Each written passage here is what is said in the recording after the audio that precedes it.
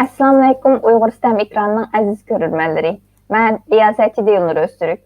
Uyghur Sistem qrupumuzun tarmaq projekti stüdiyoluq qoyulğan Uyghur Sistem ekranı ballarını mühim nöqtə qılğan halda dünyanın hər qaysı yerdəki yaşlar, çoğlar və ata-analar arasında kövrük rol oynaşını məqsəd qıldığan proqramı olub, təbii fən, uçur texnikası, injinirlik sahələrdə oxuyatqan, işləvatqan kişilərini, munəvvər ösmürlərini və ata-analarını ziyarət qılıb, onların təcrübələrini balalar və ata-analar bilan ortaqlaşıb fürsət yaratıb verdi. Ösmürlərini bir-birigə bağlaş rolunu oynaydı. Bugün Uyghur Sistem ekranının 9-cu sanında Doktor Fərhad Obul bilan avasiya və aeroplanların tərəqqiyatı, uçuş prinsipi, aeroplanların türləri, dronlar, uçqusuz, qorallıq, qoralsız aeroplanlar, hər qaysı dövlətlərinin bu toğrusundakı tədqiqat və ilgirləş əhvalı haqqında söhbətdə bolumuz. Hörmətli görürmənlər, bəlkə nurgun suallarına cavab tapa alışanlar mümkün. Diqqətlərini ekranımızın ayırmağa izlə. Assalamu alaikum Fərhad qa, söhbətimizin qəbul qılğanlığınız üçün köp rəhmət etmə. Aleyküm esselam, mən sizlərə köp rəhmət etmə.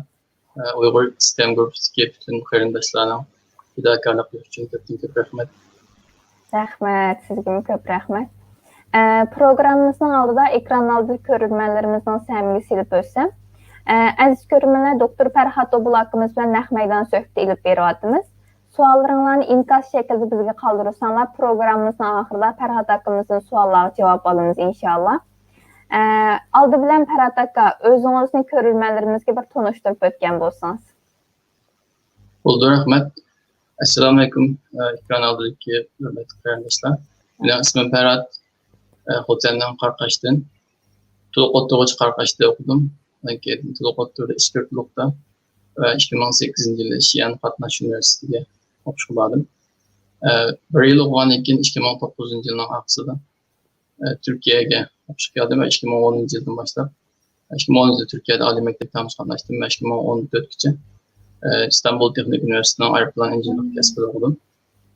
Bu aralıkta elbette oxuşulan sırtında Türk ayarları praktika ve 3. yıllıqın axırda NATO'nun ki Bilgiye'deki tədqiqat mərkəzi olan şu akarcısınlar, Von Karman akarcısınlar, dinamik enstitüsüdə praktiklər qıldım. Bu cəyərlərdə özümün ki şu tədqiqatlara qızğınlığımla və özümün şu sahədə bəlkə bir məşğulə oxuş kerak ekanligini his qildim və oxuş bitəndən keyin ulaqlam magistrlik oxuşumda davam qıldım İstanbul Teknik Üniversitesi'nin oxşaş yəni şu bilimdə. Bu cəyəndə oxutuş və tədqiqat yardımcısı buldum. Türkçe desek araştırma görevlisi özüpsün üstündanım. 2017 yılısı birinci aydan başlayıp Amerika'da Cennebi Florida Üniversitesi'nin mekanik injinirlik bölümünde doktorlukla başladım ve Allah'a şükür 2020 yılında şu 6. ayda dizertasiyonu bitirip hazır şu vaxtlık oxşaş təcrübəxanda vaxtlık işləb duraq. Mübarək olsun ki, doktorluğunuzu tamamlamışsınız. Maşallah. Rəhmət. Əmdi bayanı da ötüb getdiniz. Siz Türkiyədə toluq kurs və magistrlıqda oxubsuz, Amerikada doktorluqda oxubsuz. Hər iki dövlətin maarif haqqında xeyli çonqur düşüncəniz var deyə qarayım. Əmdi şu Amerika bilən Türkiyənin ali maarifida siz his qılğan qanday fərqlər var ki, şunu bir sözlə bəyan bolsanız. Buldu. Ben Türkiye'de Ali Mektep okudum ve az Amerika'da doktorluk şeyinde şu ders asistanlık vazifesini okudum. Bu şeyden nurgun Amerikalı okuvchilar ve Amerika'da okutgan chet eldagi okuvchilar bolsun uchrash fursatlarim bo'ldi. Men his qilganim Ali Mektep, yani to'liq kursda cho'ng farq yo'qligini his qildim. Chunki Turkiyaning bu Ali Mektep sistemisi şu Amerika'ninkiga o'xshash nurg'un jihatlarda. Hatta ishlatadigan darslik kitoblar bo'lib o'xshash. Şu mesela benimki Türkiye'deki mektepte dersini gerçi Türk okutuvchilarimiz bersin, lekin ishlatadigan darslik kitoblar yana şu Amerika'da chiqadigan İngilizce kitoblar ve dersler İngilizce yetilyapti. Çünkü to'liq kurs jarayoni bir bilim oladigan, ya'ni bir o'rganadigan, qabul qilish jarayoni bo'lganligi uchun bu yerda cho'ng bir farq his qilmadim. Lekin to'liq kurs tugagandan keyin texmi o'rlab o'qiganda masalan bular bu doktorluk o'qishganda hali cho'ng farqlarning borligini his qildim. Türkiye'de ishlash jarayoni bo'lsin, tadqiqot qilish jarayonlari va Amerikadagi jarayonlar solishtirganda Amerika'da bu işlarninki hakikaten bu ciddiye elinip, yani naydı rekabetin keskin hem adamın karşısında naydı rüşvet kallıkını, yani Amerika'nın her sahada güçlük şunda buluşununki bir kağıt yapamalıkını bir yerde çok risk buldum. Naydı insanlığına aittirişten belki hükümden zorlaşığı gerek yok, yani yüzünüzü zorlayıp ürün olan. Lakin Türkiye'de hep sunarlık biraz yani vurulluk badisemi buldu. Yani biraz rahatlık bir yerde. Belki bu yerde bir sistemlik yaratkan bir nasıl buluşum mümkün. Mesela ben aşağıda işlegen vaktlarımda şunu mektep gidip pek köp işlem kılmay işte öyle kayıtlanan okutuvchilarimiz mı bizler mi var? Bizim aşağıda toplu vakti. Yani şaraitte. Lakin Amerika'da bu şekilde okşamaydı.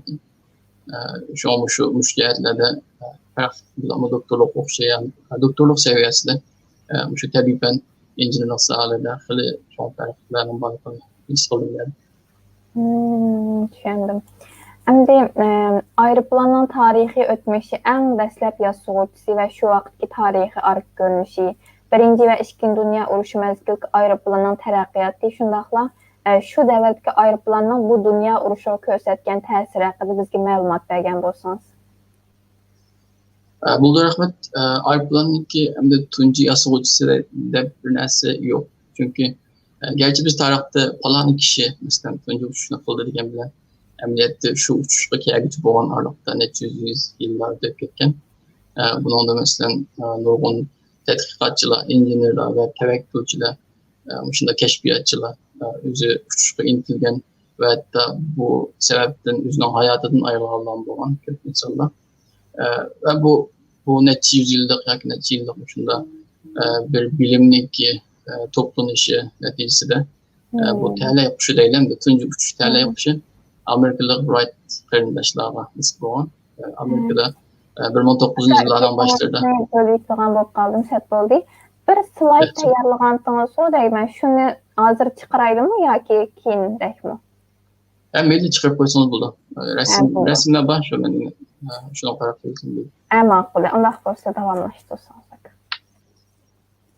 Burada şu Wright kardeşler 1900 yıllardan başlarda tuncu uçuşunu kılgan. Bu tuncu uçuş dediğimiz tuncu bir yerdeki havadan erir, motorluk ve insan kontrolü olan.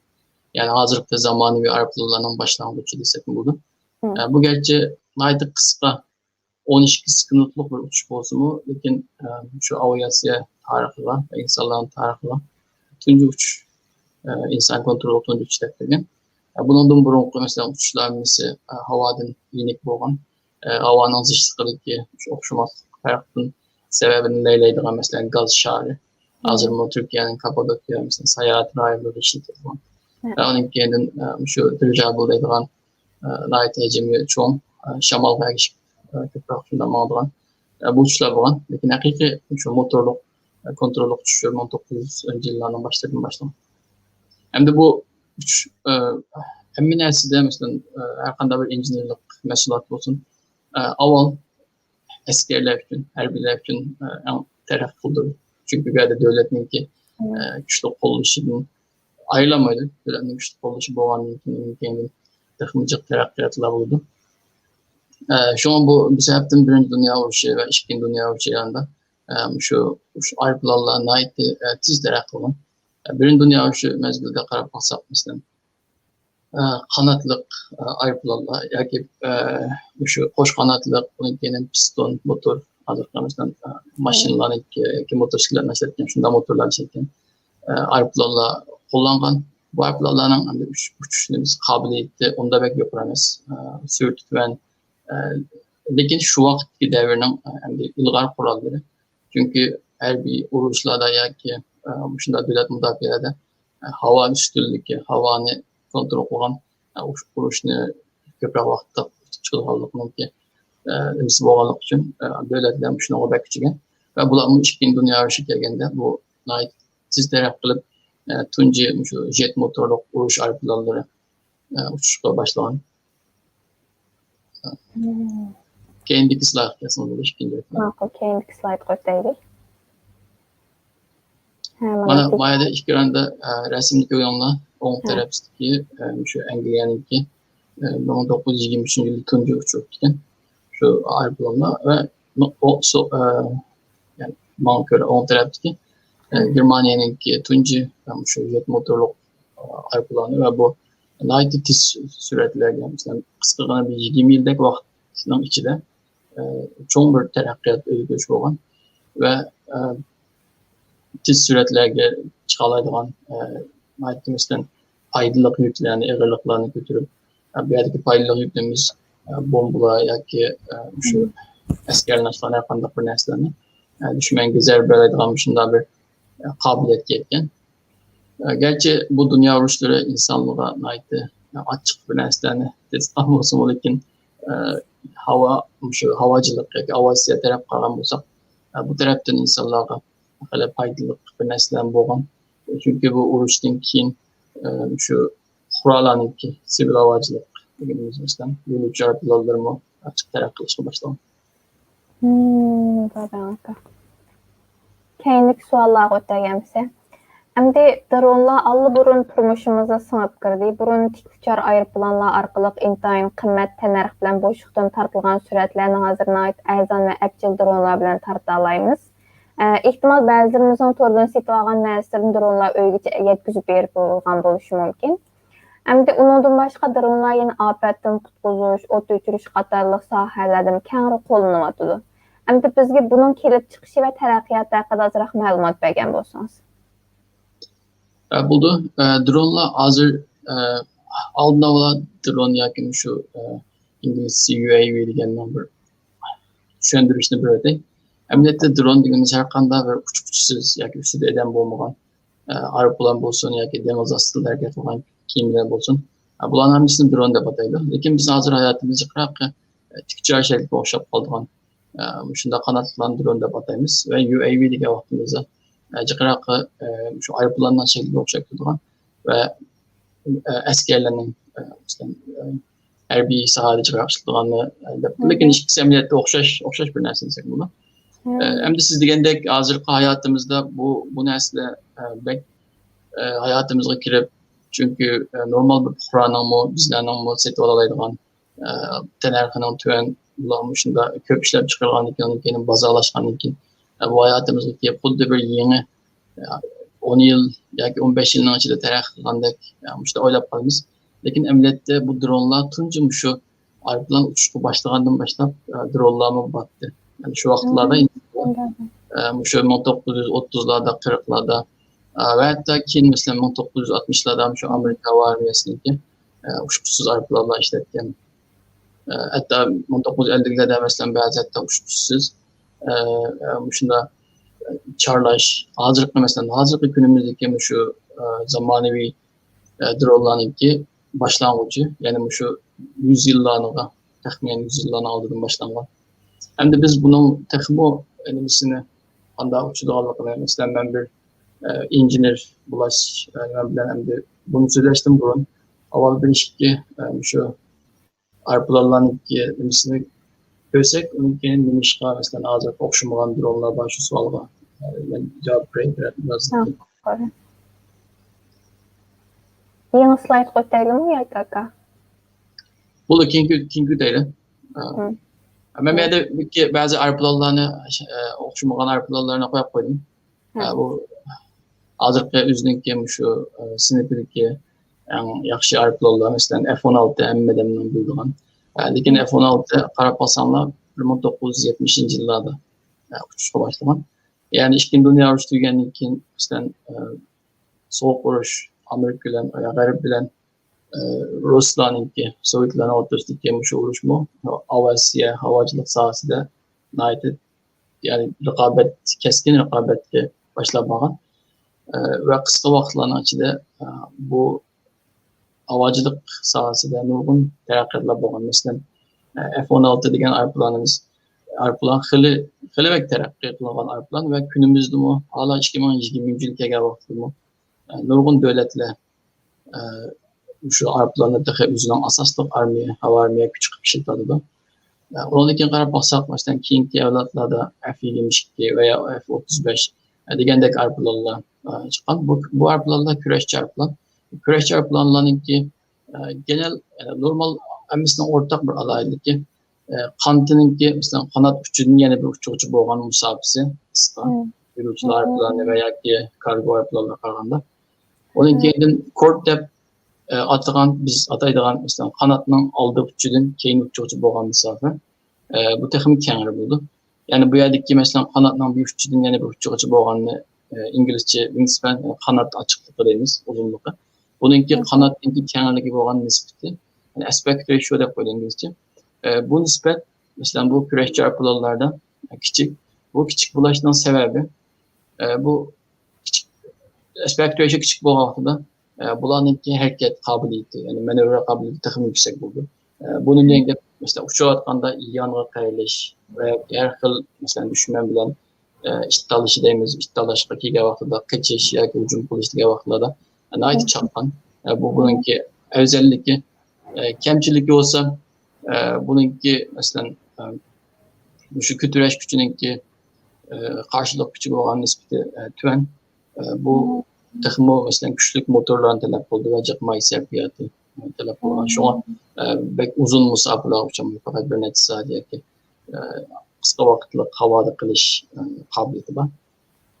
Bu artıkçılık ve kemçilik ki keyinki slide koyalım.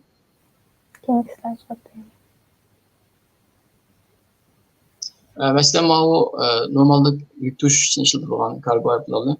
Bunun kubayı arplarla kalsanlar kanatının uzunluğu nayeti uzun. Yani ben fakat uzunluk var. Eğer fakat uzunluk ne bir seçsek biz almıyorum. Yani neşfetimize işte olmamız. Lakin bir yerde mesela bu aspect ratio dediğimiz yani hemen aslında okşaş bir seviyeye dizip durup onun kendini seliştirilen bir san. Bu san karşısak mesela kanat uzunluğunun ki kanat açıklıkta olan nispeti bununki nayeti yukarı. Bu yukarı bulaştığının sebebi yukarı bo'lganda bununki ünümü yani uçuş ünümüsü musafisi texmi uzaraydı. Çünkü bir yerde kaldırış, kütüreş gücününki karşılık gücü olan nispeti texmi yukarı. Bu texmi uzun musaflarga uçalaydı degende buldu. Çünkü bu arplarla normalde da yani tiz manevra, hareket kabiliyeti bo'lmasin bulduğun. Fakat şu A noktadan B noktaga bir nersini turşusu bulduğun. Bo'lganlik uchun bunun kartlarla aylangan. Keyingi mesela bir yerde kalsanlar oxşamagan motor tipleri var. On tarafta mesela turbo fan yoki turbo prop deydigan motorlar, sol tarafta mesela fanlar, shamal doğruç şekilde o'xshaydigan. Bularninki ishlatilishi hammasiniki o'xshamagan vazifalar qarta. Qanday motor, qanday tipdagi motor yoki qanday o'xshamagan kuchli motorlarninki ishlatish bilan qarab tanlanadi. Bu amaliyotda meniki biraz şu o'rgangan yoki magistrlik müzeyyerlerde biraz merkezleşken noktaların şu ayrılan kısmı okuydu. Bunu biraz linkinden biraz tefsirle söyleyeyim. Keyinki slide koydum. Hem de yo'lovchilar planı şu İkinci Dünya Urushidan keyin naytiz uçqandak tarafdan ve bugünkü günümüzge qarsak arplan gündelik turmuşimizdan yani olması bo'lmaydigan bir narsaga aylanib qoldi. U yerdan bu yerga berish uchun A noktadan B noktaga hammamiz planni qo'llanamiz. Tuncu uçuş mesela oluşturulduğundan kısa vaxtında jet aeroplanla. Ya bu tuncu tuncu uçuş tuncu jet motorlu uçuşlar. Yani hazırlıklı zamanı aeroplanlardan başlangıcı. Yolcular aeroplanı olayla.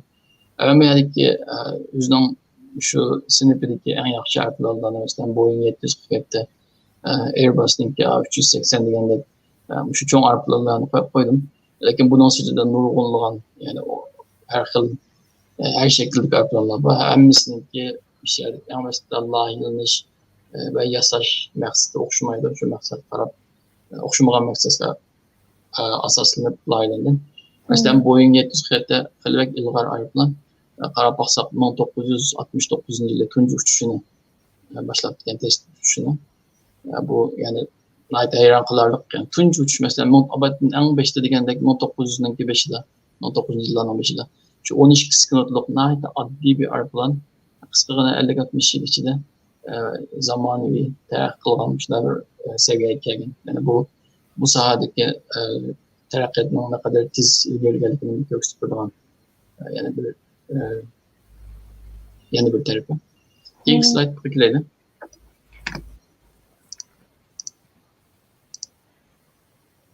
Keyingi slaytni açsanız. Ana, artıq içəldi keyingi slayt. Uçqusuz aeroplan deyibdi, ama şununla bir sual soray. Həm də uçqusuz aeroplanların adamsız çarlaş, vəziyyə icra qilishdagi canlılığı, köz dairəsinin kəngligi, tənərxinin tövənligi, yəni uçquşun həyatını xəvf uçratmasıdək alaylik səbəblik hər qaysı dövlətlər uçqusuz aeroplan yasaş tərəqqi qılırış qatarlıq sahələrə intayın əhmiyyət verib.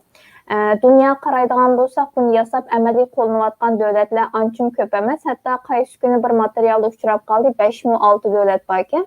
Bunun içində Amerika, Xitay, Angliya, İran, Türkiyə qatarlıq dövlətlər var ekan. Yəni unutub qaldım, oxumayım, şunchalik esimdə qapdı. Yaqında Türkiyə yasab çıxan bir qancha xil uçqusuz aeroplanның xəbərini, məsələn, Bayraktar Akıncı'nı köprək anlayatdınız.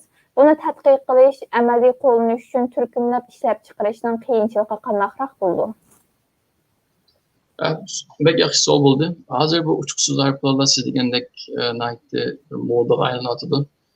Bularmi masalan şu telekommunikatsiya, aloqa texnikasiniki kontrol texnikalarininki va shu yumshoq detallar, masalan aqlli sistemalarninki taraqqiy qilish bilan birga bu insansız aeroplanlar, uçsuz aeroplanlar texim belki hazır kızık temaga aylandı.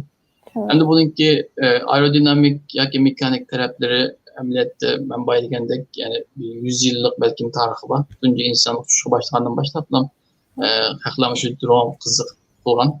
Lakin şu ahir 15-20 yılda başka yani şu elektrik, elektronik veya ki başka injinerlik kesiplerinin kimi nayt uçkanda tiz terakki qilishlar birlikte bu yana kızık bir temilen hazır dünyanın kemislen şu nimisiga kun tertiplerde kilovatda haberlerde kuravatımız. Siz bayağı sanab ötken devletlerden 5-6 devletin sanab öttünüz. Bunun için devlette Amerika bu aeroplanlarını en burun işletken ve hazırki günümüzde mu en ilgar tekniğe sahip devlet. Bunun sırtında mesela İsrail'demiz veya ki Avrupa devletleri mi bulanan mesela rulam aldı bunu hesap veya ki diğerleri kep olan. Hem de Xitay'ın dep aldık. Hem de Xitay'ın ki ne kadar saht felsefelikini belki bizden yaxşı bildiğim bir millet yok buluş mümkün. Bulanın ki nurgun nesle inik emas. Yani badaydı kömeğimiz yoki kögellerimiz mi uçup gidiyorlar. Yani teknikisinin yani bu yukarı texnikler qanchalik sahip, qanchalik dereceden beni üzü qılalaydı. Texi bunu yani texi küreş lazım. Çünkü ularınki ağızda degen neslerin köpüge şengil olmaydı ve biz bilgendeyken bizi Amerika'dan garipten oğulap apırıp xaqla yasagan nesine tekrardan yasap bulatkan. Hem de Türkiye'nin anlaması gelsek, Türkiye hakikaten hem de Türkiye bizden hem dost ve kırındaşı devletimiz Türkiye'nin terakkiyatı bizim hoş bulumuz. İnşallah bu külle bizden yüzümüz gibi nisip falan kendisi de. Hem de Türkiye'de bu haberlerin ki mesela takımcı çıkışının ki yani bir yani incinirlikten sırtı da yani bir sebepleri mi? Çünkü bu bir milletini, vatanını, insanlığını bir milli tuygusunu yani hissiyatını örülteleyen Yaşlarını takım olmuşunda tabii fənlərə, injenerlik kəsiplərə takım qiziqtiradigan bir narsa bo'lganligi uchun bularni kuchab tashviqot qilinayotganligini men ko'ryapman. Lekin endi buning sirtida biz faqat texniklik taraf bilan qarasaqmi, haqiqatan endi maqtashga xushvaqt tegishlik qilishlarni qilyapti. Bayroqlar olsun va yoki Türk uchoq uzay sanoat shirkati olsun, Vestel olsun degandek shu qancha shirkatlar hammasi o'zininki sarflarni yasab qilyapti. Yani bu yerdeki asaslık texnika, ben bilgandek aerodinamik yoki mexanik emas. Bular asosi pishib bo'lgan, ya'ni bir yerga kelib bo'lgan darslik kitoblarda bo'lsin, bu yerda asosi uchiq bo'lgan bir texnika. Bu yerdeki asosliq texnika hozir davlatlarning qo'lida shu kontrol. Yani bir robotni uzoqdan kumanda qilish. Yani mesela neçe 10 yoki neçe 100 kilometre uzoqda, neçe ming metre yükseklikdagi uçayotgan bilan öyde oturup şu alaka doğru kontrol kılış, nişanla apırıp ekiliş, saksalamak kayıp ekiliş. Yani müsaade asas rekabetle müsaade bulundu. Hem de bununki Türkümle işlep çıkarış degen sualınız gelsek, bu bence yasaş teknikisi mühim ve devletler bununla mesela Türkiye malzemelerini üzümüz işlep çıkarmayız dep ifade. Asaslı şu motor teknikleri degandek. Şu motor ve elektronik teknik şu cihazlarınki, üskünlerinki işlep çıkaran için kalan yerlerde bence Türkümler işlep çıkarışka tamamen buldu. Yani pat yakında bunda işte hazır bayraklarının akıncı test oladı. Eğer bu testlerin gelmesinde ötse belki bunu ulaşmış Türkümler işlep çıkarışka başlasın mümkün. İnşallah. İnşallah. Әмді ұшқысыз аэропланныңки слайд көрініп тұрватыды. Bu şəxtə yine azraq toxtulup verəmsiz ya keyinki slayd ötəydim? Buldum ben fakat birkaç tane mesela örnek aeroplanın bir nesne koydum. Bunlar mesela şu Night Ilgar paralanan aeroplanlar. Bununki mesela oxşamagan xalqara standartlarga qarta mesela oxşamagan kategoriyalar bo'yicha yasalgan hammasının vazife maqsadi oxşamaydi. Mesela Mediki 2007 şu bir edemninki askerinin qo'lda tutgan aeroplan qarab baksak, bu nayt yenik en küçük tipdeki aeroplandaki mesela negarlığı 430 gram deydi. Ve kanatının bir uçudan bir uça bo'lgan uzunluğu 72 santimetre. Bu havada fakat 45 mil etrafında hava turalaydı ekan ve 5 kilometre şu uzaklıkta var 300 metre yani naytı tüven uçuş. Onun için süratli bunday olmaz. Bunun asas maksatları şu Charlaş, radyotikleş, mesela köyünde bir kamerası var ve bir yerde işletken motorların mesela pervanelik motorlar aslında uçulan. Onun yerine yine bir bunun çoğunluk biraz karap bassak mesela bu biraz daha çoğun, ağırlıkım biraz daha ağırlık 20 kilogram hatta ve kantı 3 metre mesela bu takımcık havada kalan degende yine bir şey mesela bu hazır o General Atomic yani ki azıcık en belki en yamanlardan bir tanesi buluş mümkün. Çünkü bu 1850 kilometre yaklaşık ve 15 metre yüzeyliklerde yok. Sürtümü tahminen şu 500 kilometre yaklaşık buralardan ve 30 saat havada kalabildiğinden. Bu fakat küzütüş ve çarlaşamaz. Okşaş vakitte bomba, başvurulan bomba degendeki nesnenin götürüp yani ucunu kalabildiğinden işte alaydıklarına sahip. Bu tuncu 2011 yılı tunuşturulup ve 2007'den başlayıp resmi şu vazife teşkil başlanırken. Bununki mesela özellikleri bu şu. Hem de ben keyinki slaytda hem de biraz üzerininki takımı bir şey bulduğum bir yerlerinde sözleri biraz. Keyinki slayt ötəydim size.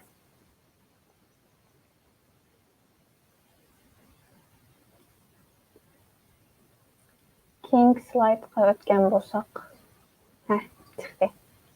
Buldu. Hem de kardeşler ben bir nesimde yapayım. Bu aeroplan degen silip ögendek naytı mürekkep yani çoğun bir sistem. Bunu birkaç edem ya ki bir edemli gibi neticeden kullanışına atayım. Bununla bir çoğun bir grup ve okşumagan yani disiplin, okşumagan kesiplerden, okşumagan injinerlik bölümlerinden nurgun insanlardan bir yere gelip birlikte kıldıran bir nesli ve devletmanı güçlü bir oluşuğa erişişi lazım. Hem de benimki, üzerininki şu benimki üzerinden timam değil. Yani ben mesela takımı şu merkez noktalaşkan benimki alanın şu aerodinamik yapıldı. Belki hava dinamiksi gücü. Yani şu bu memlekette katakçınası yapılan aerodinamika arpalandaki kütüreş gücü ve karşılık gücünü bu merkezleşken buldu. Bu benimki üzerininki üyengenlesin. Magisterlik, doktorluk olsun, mesela şunu olması ettik. Yani memlekette biraz bu Arapların uçuş prensiplerini depütey. Mesela hazırlıkça biz köy gelmeyle 1915'lerin başlap uçman ya ki keyin texmi terak kılgan modern zamani Araplan bolsun ya ki biz aldan kısılaydı köygen uçuksuz, insansız Araplan bolsun. Bularning hammasining bir özellik, yani o'xshash bir alaylığı var. Bu alaylığı bolsunmu hammasining kanatı muqim bir kanat. Yani bu muqim nima degan gap? Bu kanat Araplarning şu gövdesiyle, yani bedeniyle birlikte hareket kıldı. Öz aldığı müstakil bir hareketi bulmaydı. Yani bunda Araplarning hammasining o'xshash alaylıqni biz bir yerde qarab basaq, mesela Araplarning havada uçuvat vaqtida Araplarga adıylaş belqanda 4 tane güç däsirgan buldu. Bu egirlik yaşarının tartış gücüden öyle bolan. Ve bunu havada kütürep turduğan kütüreş gücü, şu egirlikni yani şunun karma karşı yönüşte. Onun kendi motorun kelgen bir ittiriş gücü Araplarning aldığı ittirip mağdıgan ve hareketinin karşı yönüşte bolan ve karşılık güç. Yani egirlik mesela biz bir lahilinip boğan bir ayrıplanını, yani normal bir hareket kılgan ayrıplanını misal alaylık. Belki bir yolcular ayrıplanını misal alaylık. Belki kendimizin en tunuş boğan yolcular ayrıplanını. İşte yolcular ayrıplanına çıkkanda uçuştan avval bir taksi yolu demiş. Yani bir mesafe uçuş lazım. Yani mesela niyadaki esili köygen mavi gördüğünün yanındaki kara ye bu flap'da bakıldı. Bu flap dikkat kılgan bolsanlar uçuştan avval keyinligem da ekilip yani kanatın bir nersi çıkıyor bu. Hem de bu çıkan nersige nimaga foydasi bor desa, mayada sizlar men formulalarni qo'yib qo'ygan. Sizlar mayadagi qoldirish kuchi L teng shu CL degandiki shu CL degan koeffitsient. Yani bu koeffitsient shu qanotning geometriyasiga, qanotning mesela hujum açısı deydi. Shu horizontal tekşilik bilan bo'lgan shu qanot mesela şey qancha gradusdan qarab degandek shu amillarga tayinib bu özgüreydi annesi. Ve uçuştuğum burun o kanatın keynini aşkanda bu aştı diğerlik şu koeffisiyentini en yukarı seviyeye getirdi. Yani bu yerdeki koeffisiyent yukarı olsa şunu yukarı oluşunda var. Çünkü bu bir kübeytirden tanımı. Bunun benim yerdeki S diğerimiz bu yüz alanı. Yani aşağıdaki yüzün hacmi değil. Bu yaslı puan markalar için bu yüz mu? Mukumbursan ve yerdeki kanat açılgandığımın yüzünü biraz yoğun tutu. Gen bir yerdeki rol dediğimiz mesela havanın gezişti. Yani deniz seviyesindeki depturayla azıcık aydırımını deniz seviyesindeki bu havanın azıcık mukum. Fakat bir yerde kapkagan özgürlükten şu V yani V degen bir yerdeki süret. Yani siz görgendek bir yerde kütüreş gücü süretninki kuadrat şekilde özgürlüğü. Yani Araplan eğer de cim tuğan bolsa bir yerdeki süret nöl şuna var. Nöl bolgandikin kütüreş gücü nöl. Yani Araplan egirliğini Y kütürep turadi. Yani havada hiç qanday bir kütüreşimiz. Hem de uçuştan burun mesela dikkat qilsanglar uçuşçu pilotumuz motorunu şu qulaqçı mayni bölüşünde bu. Bu yerden de mayni bu en yukarı seviyeye çıkıp bölüşünün sebebi yani mümkün bo'lgan en kıskarlıkta süretini şu istenilgen yani talep kılınan şu seviyeye yetkiliş. Çünkü öyle baksanlar süret nölden başlap eşkan süre bu havadan kelgen kütüreş gücünün bir değişmeli. Desapta nöl bo'lgan bu güç ma'lum bir yerga kelganda süret ma'lum bir yerga kelganda bu şu Araplarning egirliği teng bo'ldi. Ve bu noktada biz kritik noktamız yani önemli mühim bir nokta. Bu noktadan keyingi qadam L egirlikni eşip tutadi. Yani eşip degen gap bu yerdeki net yani net güç tübüge qaramalı. Çünkü Bir narsa ko'tarib baksak mesela, kalemni ko'tarish uchun qalamning g'illiqdan chiqib kuchni berganchamizni ko'taradigan shunami. Shunga o'xshash prinsip va aeroplan qanotlari bu yerda havoning ki mesela ko'tarish kuchi egrilikni eşitliyor ve 3 sebepten aeroplan uçuşa başlaydı. Hem de karşılık güçlü formulasına ait okuş oldu ve şekilde. Lakin biz bu yerge tepsile girip gitmeli. Hazır fakat götürüş güçündeyim. Ama götürüş güçünde bir yerde demiş ki anlatmadım dişimden. Sebebi ben bunu çünkü ikinci sözlemek için bu ayağı bağlaş için hazır bunu düşünüş biraz mühim de böyle mi? Bu yerde mesela hazır dikendek bu aeroplan uçağı hakkında bunu götürdüğün bir yer yok. Bir katlı zemin yok şuna. Fakat havadan götüremezdi. Bu eğrilikni götürüş için bizim talep kılınan en tüven boğandı mı?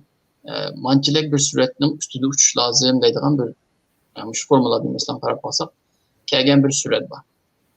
Hem de bu meyli insansız, uçuşsuz aeroplan olsun, ya ki yolcular aeroplan, ya ki her bir qanday aeroplan bulaştı qat'iy hem aeroplanın üzününki şu üzüge has boğan bir minimum yani en küçük boğan bir süret, uçuş süreti talep kılınıyor. Eğer bu süretin süreti talep kalsa bu güç azlap kaldı. Eğerlikni yenmegelik için yani tüelleydi. Yani İngilizceki tüellemedi. Şu an bu emniyetten şu mukum kanatlı arpalarlarınki bir kemçilik desek mi bu? Çünkü mesela siz baydadınız şu drone'lar mesela razıt kılış, çarlaş bu degende mesela resim gibi tartışlayımız. Bazı vaktlarda mesela arpalan mukum bir yerde cim durup şu yeğeninki resmin tartış veya ki aşağıdaki uçurlarını biz yetkisine kalırız. Lakin kanatlı arpalarlar bir yerde cim durmaydı. Cim dura vaxtıda o kötüleş küçük olmaydı. Yani şunun için arpalan devamlı küçük çögülep duruş lazım. Yani bu emniyette bizninkilik nişan kılan bizninki maqsadimizga ancha uygun kelmaslik. Yani bakalım çögülep durgan deb yoki küçük duruşumuz lazım da. Hem bu sebepten bu arpalarni kontrol qilish yani kuchtush unda asan emas. Yani xalqan bir adamning kiplikinde haydab baqay deydigan yoki men bu qanot arpalarni uchib baqay deyilishi tez. İşte komandallık arpalarlar desek mi? Bununla bir ma'lum bir yani mağrip deyimiz bir terbiye ediş lazım. Şu uçuş için məxsus bir terbiye ediş lazım. Bu arpalarınki en çoğun şu nümellerden, kemçiliklerden bir tanesi. Hem de ikincisi o değil. Hem de bu kemçiliklerin tuluklaş için. Yeni bir narsa sorular. Ne buldu? Bu bayan dedik, aeroplan uçuş için kötürüş gücü çoxum eğrilikten yuqur boluş gerek. İttiriş gücü mü karşılıktan yuqur boluş gerek. Şu anda karşılık gücünün formulası var ki, u yerdeki CD, yani u yerdeki nimeni biz CD'ni tüven aletke, A'nı tüven aletke ekleşimiz gerek. Şuna bak. O A degen nimedir o? Rahmetler yaxşı oldu aslında doğru. Aslında bunu tepsile düşünmüşüm lazımdı. A degenimiz bir yerdeki mesela arpalarınki hazır uçup atlamış aldığın durup keyin terapi karşısınız. Keyindeki tamamen projeksiyon deyimiz bu. Aşağı düşürken mesela şu alan. Yani belki bir arpalarının şunda doğrultusu keske vaxtınızdaki şu yüz. Şu iş oldu mu? Mesela aldığımızın hava kilovatı var arpalarında. Şu arpalarınki kançilek alan şu yerdeki hacim nimisi şu havanı ispıldı. Yani çünkü bu hava bunu bir iştirip kendine gücüne hava. İşte bu. Yani mesela maşında mangan çağımızda kolumuzun sırtlığı çıkarıp bundan tutup baksak mandat tutkan bilen mandat tutkandan çok farklı var. Mandat tutkan vaktimizde çünkü bu yerdeki 100 ma 100 yani bu küçük 100 lakin mandat tutkanca ma'nın hemmesi bir 100. Yani bu A çoğun. A çoğun diyen gep karşılık şunu çoğun diyen gep. Yani şu an aeroplanın A tik şekilde bulduk kendi. Kaysın anlayamadım aslında. Yapamazdım. Şu an aşağı cimne tüven düşün, karşılık düşün, azayı düşün, aeroplanın ağı tik şekilde bulduk kendi. Şu an biz köyge aeroplanlaştık. Arkadaki tik hem bu kontrol söyledik bunun kuma toxtlayalım da bu sual çıkmadan için. Bu yerdeki emniyette mesela bu aeroplanın demişki silindir şeklinde bulunanlık bir cevap. Mesela bunun aeroplan kalsanım da uzunca kısa. Streamline de koydu İngilizce. Takımlıkı ekimninki mesela ekimde takımı asan kiralaydıgan şu ekim bilen tik uçuraşkan şu yüzünü kiçik düştün yani silindir şeklinde çıkırak mesela.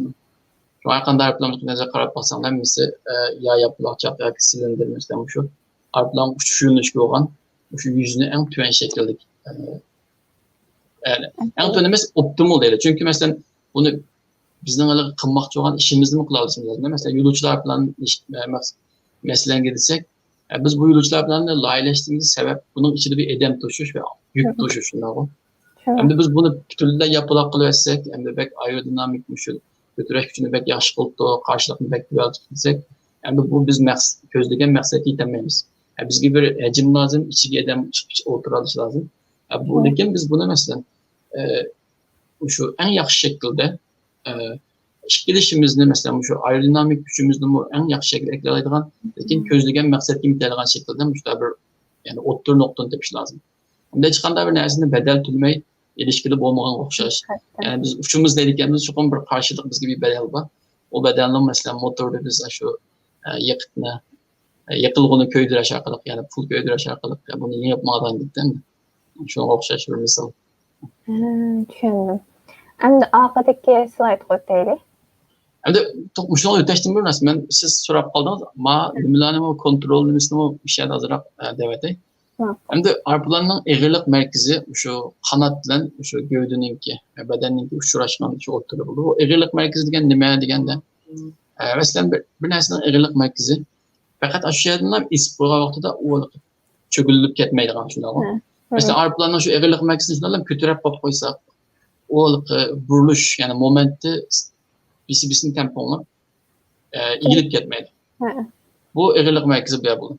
Endi bu oxidagi masalan siz degan bayqalqa tik quyruq bu aeroplanninki tuzlam shaklda o'ng va so'l qarilishni kontrol qilish uchun. Chunki bu qanotni bir yan qayirgan vaqtimizda bu yerdagi havoning eqish yo'nalishini o'zgartirish va bu havoning eqishini o'zgartirish orqali bir yerdan bir kuch paydo bo'ldi. Kuch masalanga o'ng taraf paydo bo'lsa, bu eg'irlik markazi va kuch, ya'ni fizikadan o'ylab qo'yganlar bo'lgan narsani yani bir kuchninki nimaga bo'lgan musobaqasini ko'paytgan vaqtimizda bu yerdan bir tork deymiz yoki bu ya'ni qayrilish momentimi deylik bir şeyde bir hem de çöğüş paydo bo'ldi var bularning. Yani bu tik bu quyruq orqali buni kontrol qilmoq keyindagi mesela qora rasmdagi shu qora ya'ni harakat qildirgan bo'yicha buni o'ng yoki so'l harakat qildirish orqali aeroplanning bunini shu takshi tiklamda o'ng yoki so'l tarafga qayraymiz. Bunun kendiki kuyruk ne? Küçük kuyruk mu? Tüzlemdeki kuyruk neyle? Horizontal plandaki. Bunun bu mesela kariyesi hareket kılaydı. Bu o'xshash hareket kılış arkalı havanınki ekimini özgertidi ve bu yerden güç paydo qildi.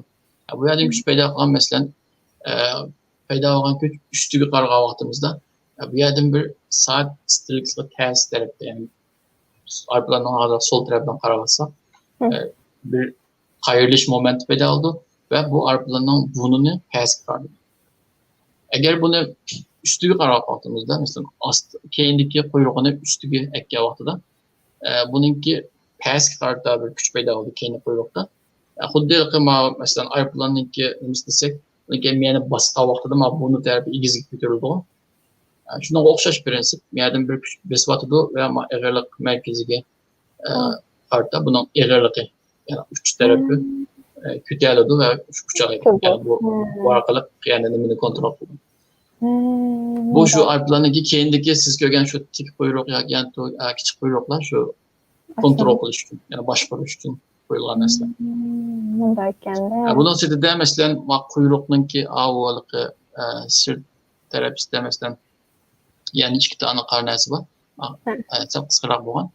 Bularni aeroplanninki masalan shu uzun o'qinan atrofida mana roll deb qo'ydi inglizcha, yani yan tarafiga egilish cho'lish. Masalan aeroplan uçuş vaqtida cho'lib qilib bir qayrilgan harakatlar bor. Şununki muşundan biri. Bu yine o'xshash prinsip. Bu yerdan kuch paydo bo'lish orqali yana bir yan tarafga egilish momenti hosil qildi ve bu sababdan aeroplan egildi. Uning keyinida masalan aeroplanninki quyruqninki uch tarafida egilib qolgan yerlarni ko'rganlar hozir zamon aeroplanlarimizda bor. Buni winglet deydi. Winglet degan nima desa, masalan bu wingletni qo'yish uchun biz avval aeroplanninki kuchining qanday, ko'tarish kuchining qanday paydo bo'lganini qisqacha deb aytaman. Bu kötüleş gücü aeroplanınki mesela airfoil profilga baksak kanatta üst tarafı takımı uzun ilgilgen keyin taraf ast tarafı takım düz buldu. Bu yerde havanınki mesela üstüdün takımı tiz yakışı astının üstüge qaraganda astırak yakışını payda oldu. Hava tiz akkayada besim takımı tüven buldu. Yani statik besim. Ve astırak akkayada bu besim yukarı buldu. Ve kanatınki üst tarafındaki tüven besim astılı yukarı besim. Şu besim farkı şu kütüleş gücüne yani aeroplanı havada tutup durgan nas şu. Yani asaslıkımız yani şu besim farkı. Onun keyin bu besim farkı aeroplanın ast tarafı hemen kanat tarafı kanatın astıda yukarı besim üstüde tüven besim dedik. Eğer de aeroplanın mesela kuyruğununki uççuğa ama da aylıkta ilgili kalan wingletini koymuşsak mavi taraftaki yukarı besim üst taraftaki ilgiz besim var. Çünkü hava yukarı besimden tüven besimin kaçıdı o. Münasebe okşaş. Yani yukarı besimden kadın tüven tarafı kilolü. Üst taraftaki kanatının bulanmış uç taraftaki küçük hasıl kılış şu ünümüne takımı tüve altı atıdı. Şu an bunda bir nesine bir ayağı yukarı kaç arkalık. Bu astıdaki mesela yukarı besimlik hava üstü kilogramız olan dep aşını tüve altı aşını tusaş için bu arkalık mesela kanatta tekşi ve biz isteyen yani kalıgan en yukarı güçünü olduk elde edip kılış için asıl kılış için koygan bir nesne. Düşündüm. Kings like otaylı sakka. Buldu King'i götürelim. Hem de miyade demesinden biz mandalık küçük okşap gidiyordu. Manda kanatlarına bakıra kalıp tilimizde hazır tilimizde drone dep atılıp kaldı. Drone desi normalde insanların kallası payda buldu anım bu şu. Hem de bunun bayıkı mukum kanatlık drone'larga ya ki başka arkalarlarga çalıştırgandaki alaylıkını bayıkı degendek. Bununki kantı özü müstakil yani bedenden müstakil şekilde hareket eder. Yani semiyade kögendek mesela bir motorla elektrik motora bağlanan bir pervane şu motorun çökülüşten bile bir çöküler içinde var. Yani beden hareket kılması mı? Bu yerdeki bu pervaneninki hareketi sebebinin bir nispi hava akım payda oluyor. Hava akışının payda olan yani okşaş şu aerodinamik gücünün sebebinin bu yerde bir kütüreş gücü payda olan buldu.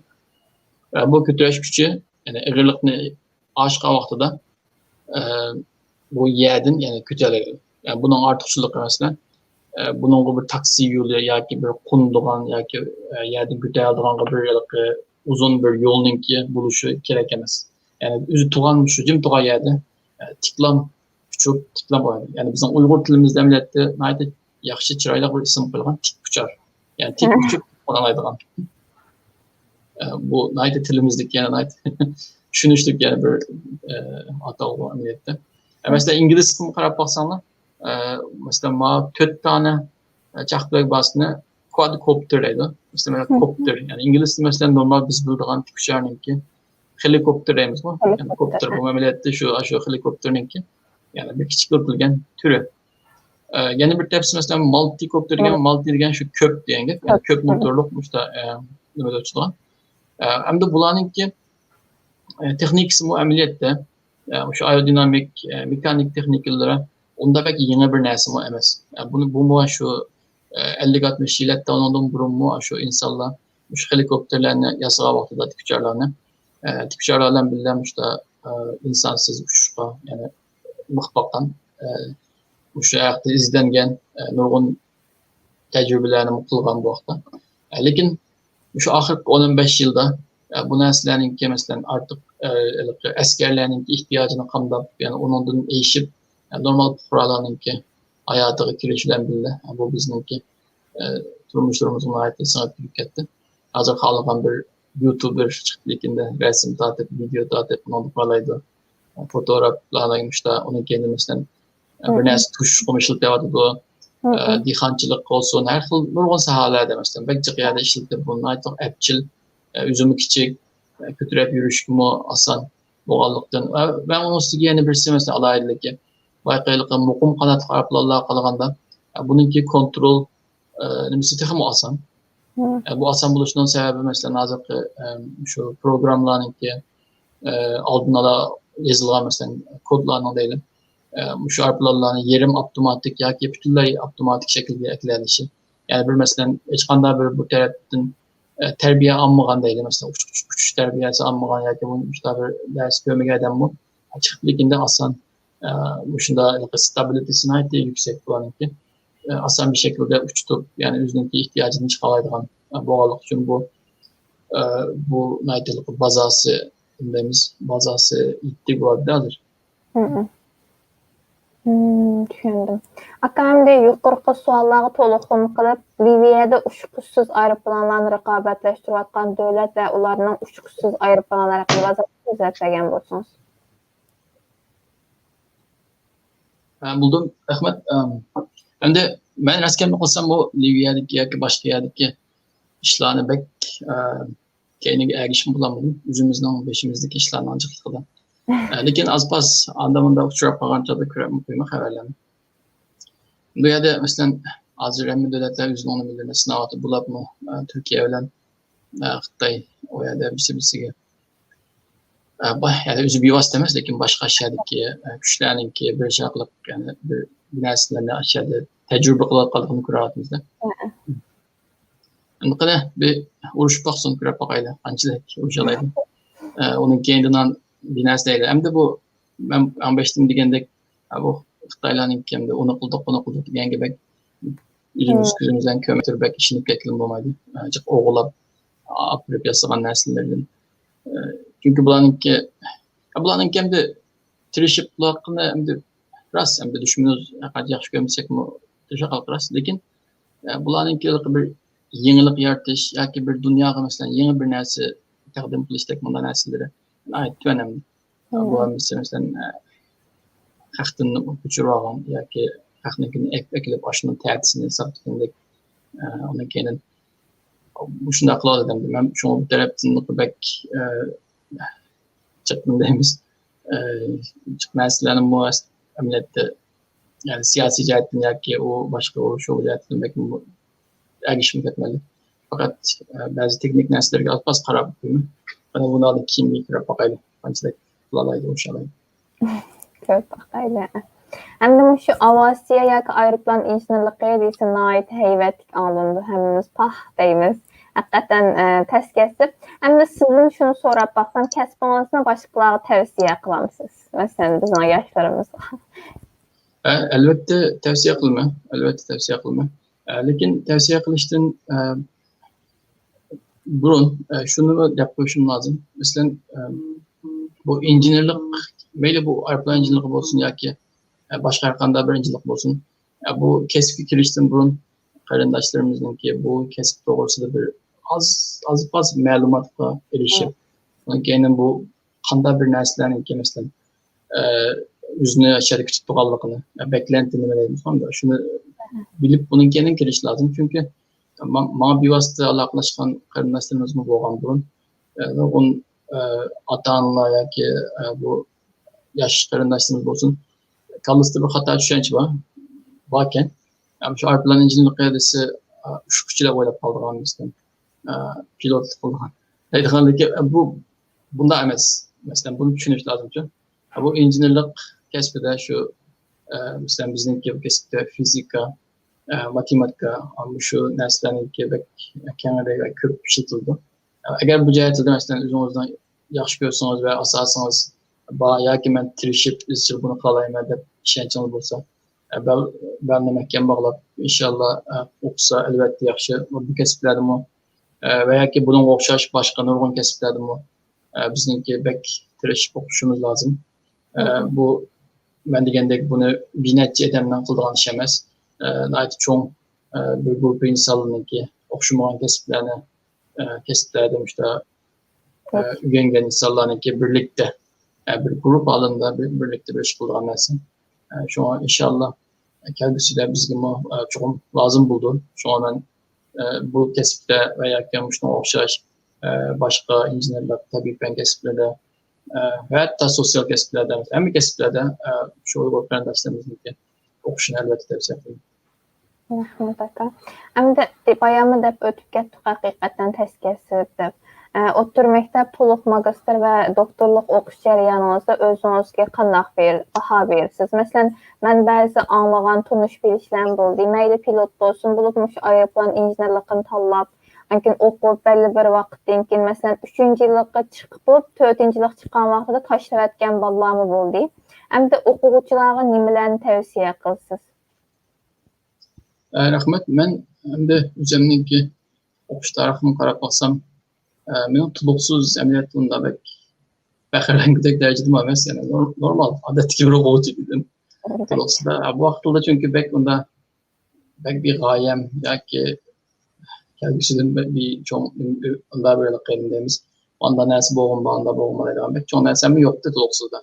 Lakin mən tuluq oturuq çıxandan keyin bu tuluqsuzda məsələn boş getken yoki işte oynab o'tkazayotgan vaqtlarimni pishmonlikni aşağıda his qilgandim tuluq oturgan tunji yilida. Ve men shu vaqtda o'zimga bir kelgusimga masalan kichik bo'lsin bir g'oya qo'ygandim. Men bu shu o'qishimni eng yaxshi shaklda qilishga tirishman deb shu tuluqni tirishib o'qidik. Men boya degandek ishkirtliq o'qigandim. O yerda endi belki ondalık erkinlik yok yani öğütemeyimiz aşırı yetip olgandı ki onun kendi keşfeti güneş kılıç ettigende naitse yapıp bilgende yani bunun sırtıdım o yani ben her güne mesela kem digende bir saat belki birkaç saat yani bir güneş şu adetini üzerinde itildirme çoktu.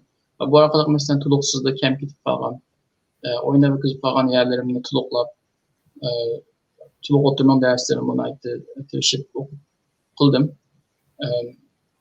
Ve şu vaqtda yetildirgan şu odatimni masalan her kuni men bulaşdan qat'iy nazar. Bu bayram bo'lsin yoki ta'til bo'lsin yoki night aldirash bir kun bo'lsin.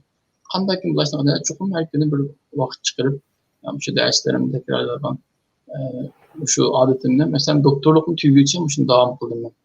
Hatta hozir kunda bırakın azırak güneş kılısı saklasan kalı vicdan azabı tadılığın yakin yapaldın desem bu. Yani bu bir nesine adet kılış yani onluk süreklilik yani devamlılık kılış bence mühim. Yani benim ki şu kardeşler tavsiye kıldığım şu. Yani belki mesela bazı kardeşlerimiz burun her xil sebeplerden yaxşı önemli falan buluş mümkün. Hayat daha uzun kardeşler, siz daha yaş. Yani bunun önemli yer olsa hazırdan başlar bir sanılımı her gün çıkmasıyla. Yeş çoğunluk falan kardeşlerimiz mi okşaş yani yeşimiz azırak çoğunluk kapasının eşkisi yok yani biz Türkçe bir gel bağlı. Zararının nereden dönse kardaydı yani biz şununki nereden fayda alırsak o bizi kapan fayda. Çünkü bu izcillik pek mühim yani bir nersine falan da. Bir kızıp likinde onun kendinden toxtab bu yaxşı emas. Sen likimden gipini anlap likinde bir hafta şu kiçikçilep uxlamayı gün iş qilib onun kendi ayırıp boldular. Bu bir yerge çıkmaydı için. Çünkü normal yani normal ligin üzünüzün kötüyeydiğin şekilde.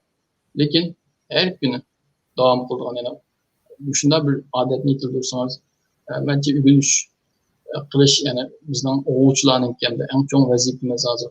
Yani o'zimizning o'qishimizni, ishlarimizni yaxshi eng shu yaxshi shaklda qila olsak bu bizniki qilgan eng chong ishlarimiz bo'ladi hozircha.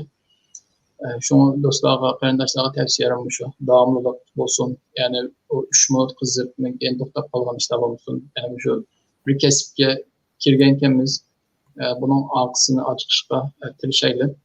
Bunu akıskıcı ben çok okuyma da bunu bağlışımız lazım. Bu ya da akısının mesela okuşunu tüyütüp doktorluğuna akıskıcı emez. Onda denelik emez yani. Magisterlik diyen bolsanız magisterlikini tüyütün.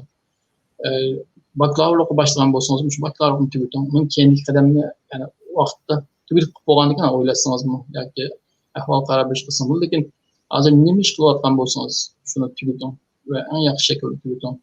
Tavsiye ederim. Rəhmət aka. Pərat haqqınız pək mühim bir gapni deb ötüb getdi. İzchillik deb bizning muqaddas dinimiz bizning izchil bo'lishimizni ta'kidlab keldi. az qılğan bolsunmu, izchil davamlı qılğanny äla dep bilidi. Şoňa körülmelilerimizge şu ügünüş jaryanynda izchillik boluşyny ýene bir qaytam täkidlep ötüp giteyli. Elki otda kızıp muzdek soyuyduğun işini kısak, belki azırak vaqt esqatqan bolsun. Bundan keyinki uzun musabimizde bəzide bizge nurgun qiyinçiliklarni ep geldi. Muvaffaqiyetimiz bolmay turib yerim yolda taşlap koyumuz degендek. Aka bayam slide çıkan vaqtda bir narsani körüp qaldım. Kelgüç teraqqiyat dep izip dikensiz. Şoňa ulaplam sual soruydy. Hem şu aeroplanның 21-nji äsir uçur texnikasy şunaqna aýty güllengen bir zamanda keldik. Hem de sizňäçe aeroplanның kelgüç teraqqiyatda qandaq bolar? Yani qandaq ýeňilikler bolar mesela? Rahmet. Hem de bir kelgüs teraqqiyatlygyny mäde qopagan bu näsleninki hazırkı bu näslenin hammasının ornuna aldı diýerlik emas. Hazırkı mevcut aeroplanlar, tükçerler bolsun veya ki bulanınki mesela dronlar bolsun. Bular elbette çokum terakki kıldı. Texmo mesela akli iktidarlık kontrollanınki bütünlüğü otomatik pilotlar bolsun veya ki texmo mesela aerodinamik ya ki mekanik terapinin bolsun. Hem cihetten terakki kıldı elbette. Mesela biz bunu kravatımız en yakında mesela Uygur sisteminin o nehmeden dağıtkan şu SpaceX'ninki alem boş edem evvelki vaxtıda kögen bolsanlar ikrarlar hazır burunqılıqı mekanik mesela kolu çörüp ya ki bir näse kıldırgan ikrarlardan hazır telefonlarını ikrarındaki buna tutup ya ki biz dokunmatik ikram bolup ketdi. Şuna okşaş mesela her xil elektronik üskünlerinki bu her jihette terakki kıldı. Benim yani kelgüsü teraqqiyatı dedim. Bu hazırkı mevcut näslerge yani bir kuşumcu bulup kitapatkan bölünmüş. Ben bunu dişinin sebebi nime? Bunun da mesela bu üzemninki yani üzemnin çugutu üzemnin kesfili yandı bekley. Şu aerodinamik terapinin etkan vaktimizde bu küçük üskünürlerinki hecimi kiçiklep ya ki şu eğrilikleri kiçiklep mesela şu neç santim ya ki neç milimetre şunda çoğunlukla düşke vaxtıda bulanınki şu kütülüş küçü naytı kütülüş küçününki şu karşılık küçük olan nispeti. Bunun diğerlik yani biz nurgun enerjiye ya ki bir нәрсе serp kılıp aldığan küçümüz naytı az. Yani naytı ünümsüz bir uçuş şekli gayrı kaldı. Azıcık mevcut dronlar olsun, aeroplanlar olsun. Yani ben bir yerde devatkan bu çok küçüktü. Bir kaç santim mesela 5-10 santim ya ki onun da küçük bir kaç milimetre şunda küçüklükti. Aeroplanlarınki devatını. Hem de ben bunu aeroplanlarına batay çünkü bu 5 santim 10 santimlik nersege insan çıkıp otamaydı tamam mı? Bu mesela uçsuzlanma bu. Hem de bu nesiller mesela şu aerodinamikti mu benimki kulak karşımdı mu nahitten de bir ters nesli. Çünkü biz hazır bildiğin mevcut formulalardaydı ya ki fiziklik şu prinsipler şu çoğun aeroplanlarga yaxşı işlegen bilen şu küçük nesiller gelgence de anca yaxşı işlemeye kaldı formulalar. Çünkü bu bir insan bayqıgan keşfolan nesilden de o mesela bir prinsipinki bazı prensipler var hem bir nesli işlediğin lakin bazı prensipler olan bir aldığın şartı var. Yani manda şartlarda biz bunu işletkili buldu deydi önce. Şu bu sebepler tüpeyildim bu küçük neslerge düşük vaxtıda mevcut bilimlerimiz nayet yetersiz kaldı. Biz hatta bunda bir kızık bir neslim var. İşte şu 1960-70 yıllarda injinerler şu kuşlarınki, aşaretlerinki uçuşunu şu azıcık aeroplan injinerliğinki prensiplerine, formüllerine septirip hesaplap bakan iken. Lakin bunu hesaplasa bu nesillerinki şu yaratkan kütülüş gücü özünün egerliğinden xilibek tüvellam çıkanda. Onda olandikin bu nesillerin emniyette uçanmaslığı gerek. Bu kanda bu kuşlar demiş ki uçalaydığında ya bu izleniş başlangan ve 1990 yıllara gelende 80'in ahırlarda şu Amerika'nınki DARPA deydiğen bir nimsi var şu devlet müdafiə mesleğindeki tədqiqat merkezi. Bular şu məxsus bir tədqiqat türü açıdı. Bularınki belgelegen nimsi mesela şu kanatının bir uçunun yana bir uçu olan kanat şu kenarındaki 15 santimden küçük boğan. ağırlığı mançı gramdan küçük boğan, şunda bir нәрсе, uçuduğun bir нәрсе bulaş lazım, şunda bilendikin. Bu vakti izlenişler başlandı, tədqiqatlar başlandı ve elbette yani insanlar yine berip şu tabiatning ki mesela Allah yaratgan narsalarga qarab bular qanday uçudu quşlar, haşeratlar qanday uçudu, biz bulardan nimalarni o'rganaymiz deydigan işte bir izlenişler başlagan. Yani bu hazır mesela 2020 yıl gelse bir 30 yıllık bir bu vakti bir tədqiqat nimasi bor. Lekin afsuslarga hozirgacha bu butunlay bilinib bo'lgan bir narsa emas. Bunu bir mesela çoğun bir puzzle deb o'ylasak, bu puzzle'ninki bir küçük narsalara qo'yilyapti, lekin puzzle'ninki çoğun resmi oxirida chiqadigan ko'rinib bo'lmaydi. Lekin hammadan tadqiqotlar bo'lyapti, chiqib hammadan qo'ldan kelganini küçük bir nuqtani işte tadqiq qilib kelishyapti bu vaqtda. Hamda sizlar meni ko'rgandek mesela bu vaqtda mesela qushlardan haşeratlar, her xil nimalardan mesela uçuşni o'rgangan ve bazı modullarını yasab chiqqan. Bularga hammasi yasab chiqqan, uçgan narsalarning hammasi hozircha tadqiqot nimasida bosqichida, unda bir bozorga solingan bir narsa emas. Lekin bozorga solinishi ehtimollik yuqori kelgusida, yaqin kelgusida desak bo'ladi. Çünkü hozirgi masalan batarya texniklari, energiya bularni uçuşini ta'minlaydigan, uning kendini kontrol texnikleri ve başka mesela şu aloqa nimalar degandek telekommunikatsiyaning narsa taraqqiy qilgan sari bularniki bo'lish ehtimolimi mesela kelgusida etrafımızda bir chivindan birisi uçup yursa ve bu chivinniki bir robot yani bir drone bo'lib qolsa belki ajablanib turadigan ish emas. Biz mesela bu etrafımızda uçayotgan bir chivin yoki bir qush deb o'ylab qilishimiz mumkin.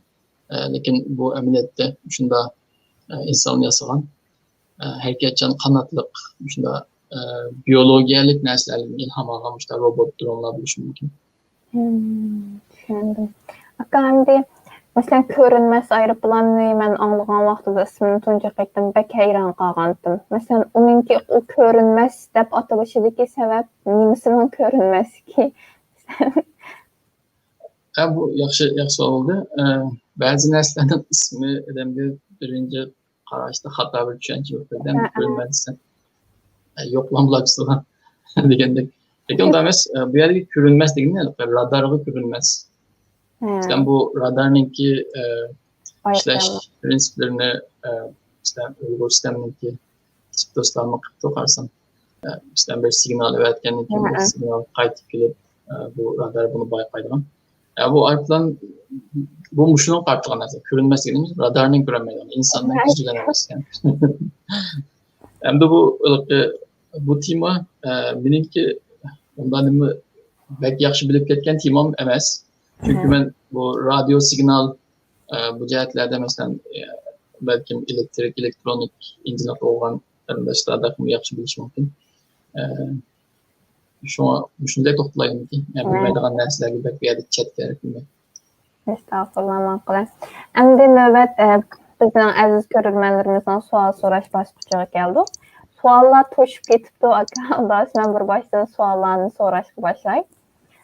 Bir ko'ruvchimiz bunday debdi.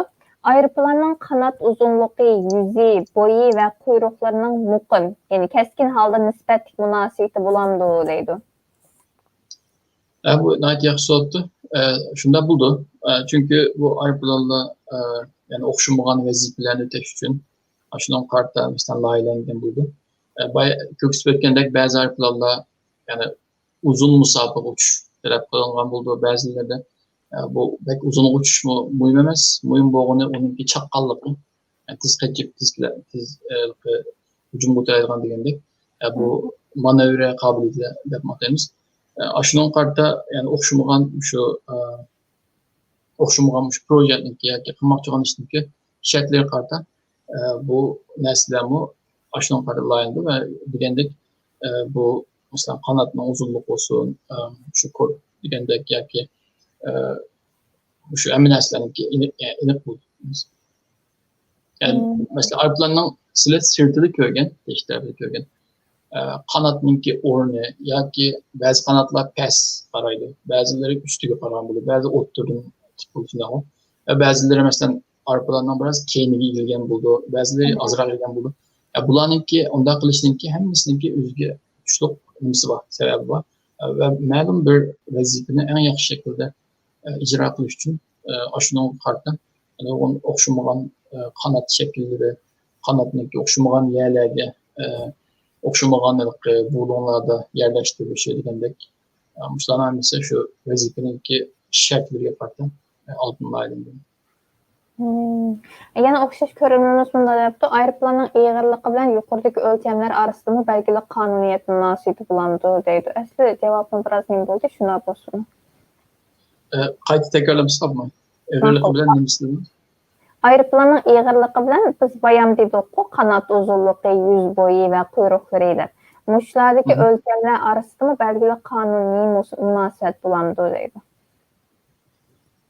Bu to'g'ri, bayam az deb aytdik bo'ldi. Chunki masalan aeroplanning eg'irligi qarta uning keyindan masalan tuz uchish deydi. Tuz uçganda bu paydo bo'lgan havoning ko'tarish kuchi aeroplanning eg'irligiga teng bo'lishi lozim. Onda qanchalik bir yerdagilik net, ya'ni pay kuch, ya'ni nol bo'lganda tuz uchalaydi. Agar ko'tarish kuchi chiqib bo'lganda ustiga, olib bo'lganda pastga ketadi. Uningga qarta masalan bunun qarta şu aeroplan qanotninki yuziniki cho'ng kichikligi va şu qanot shaklimi ait necha xil shakllar bor. Shundan qarta masalan bu qanot shakli abaytdagi formulalarga ko'rsatgandek masalan şu kuchniki koeffitsiyentini belgilaydigan bir narsa. Shundan qarta bo'ldi. Endi bu masalan hujumchi aeroplanlarda, crash aeroplanlarda qolsa qanot unda cho'ng emas. Bu bir manevra kabiliyetini yükseltiş için dedik. Ondan sonra da mesela hücumcu aeroplanların motoruna ait güçlü. Çünkü mesela turbojet motorlar da deyimiz, bu jet motorlar kullanıldı. Şu an karşısına bu hücumcu aeroplanlar yani yerden azırak kütügenlikle sigim uçalar. Çünkü bu tik uçka vakti da bununki kütüreş gücüne havadan gelen güç emez, şu motorun ittireş gücüden gelen bir nesne. Yani motorun gelip ayada hasıl kılgan bir ittireş güç. Arpalarının üzerinin egirliğini yengeleydi. Yengeli geçmişti biraz. Lakin bu yolcular arpalarında bunda emas. Yolcular arpalarındaki motorsi işlep çıkaran güç bunun egirliğini kötüremeydi. Çünkü bu bunda tikmiş çalmaydı. Yani bizim yani yolcular içinde emas deyip kullandık tabii ki. İçinde dem yok tikişine oylap baksak mı? Şu an bu yolcular arpalarını karab baksak mı? Şu tanımı şu normalde 15 gradus etrafında yani derdim oldu. Ve bu 15 gradustan bu tahminen dağıtmadı. Bunun bu bir sebebi var çünkü şu 15 gradusdan işip ketken vaxtida etrafındaki ekip yani kanatın ayrılıp durdu. Ayrılıp ketken vaxtida bu kanatınki yani İngilizce stall yani tuyuksuz güç kaybeden güç yoktu. Bu yaşlayan bir hadis bile oldu ya da.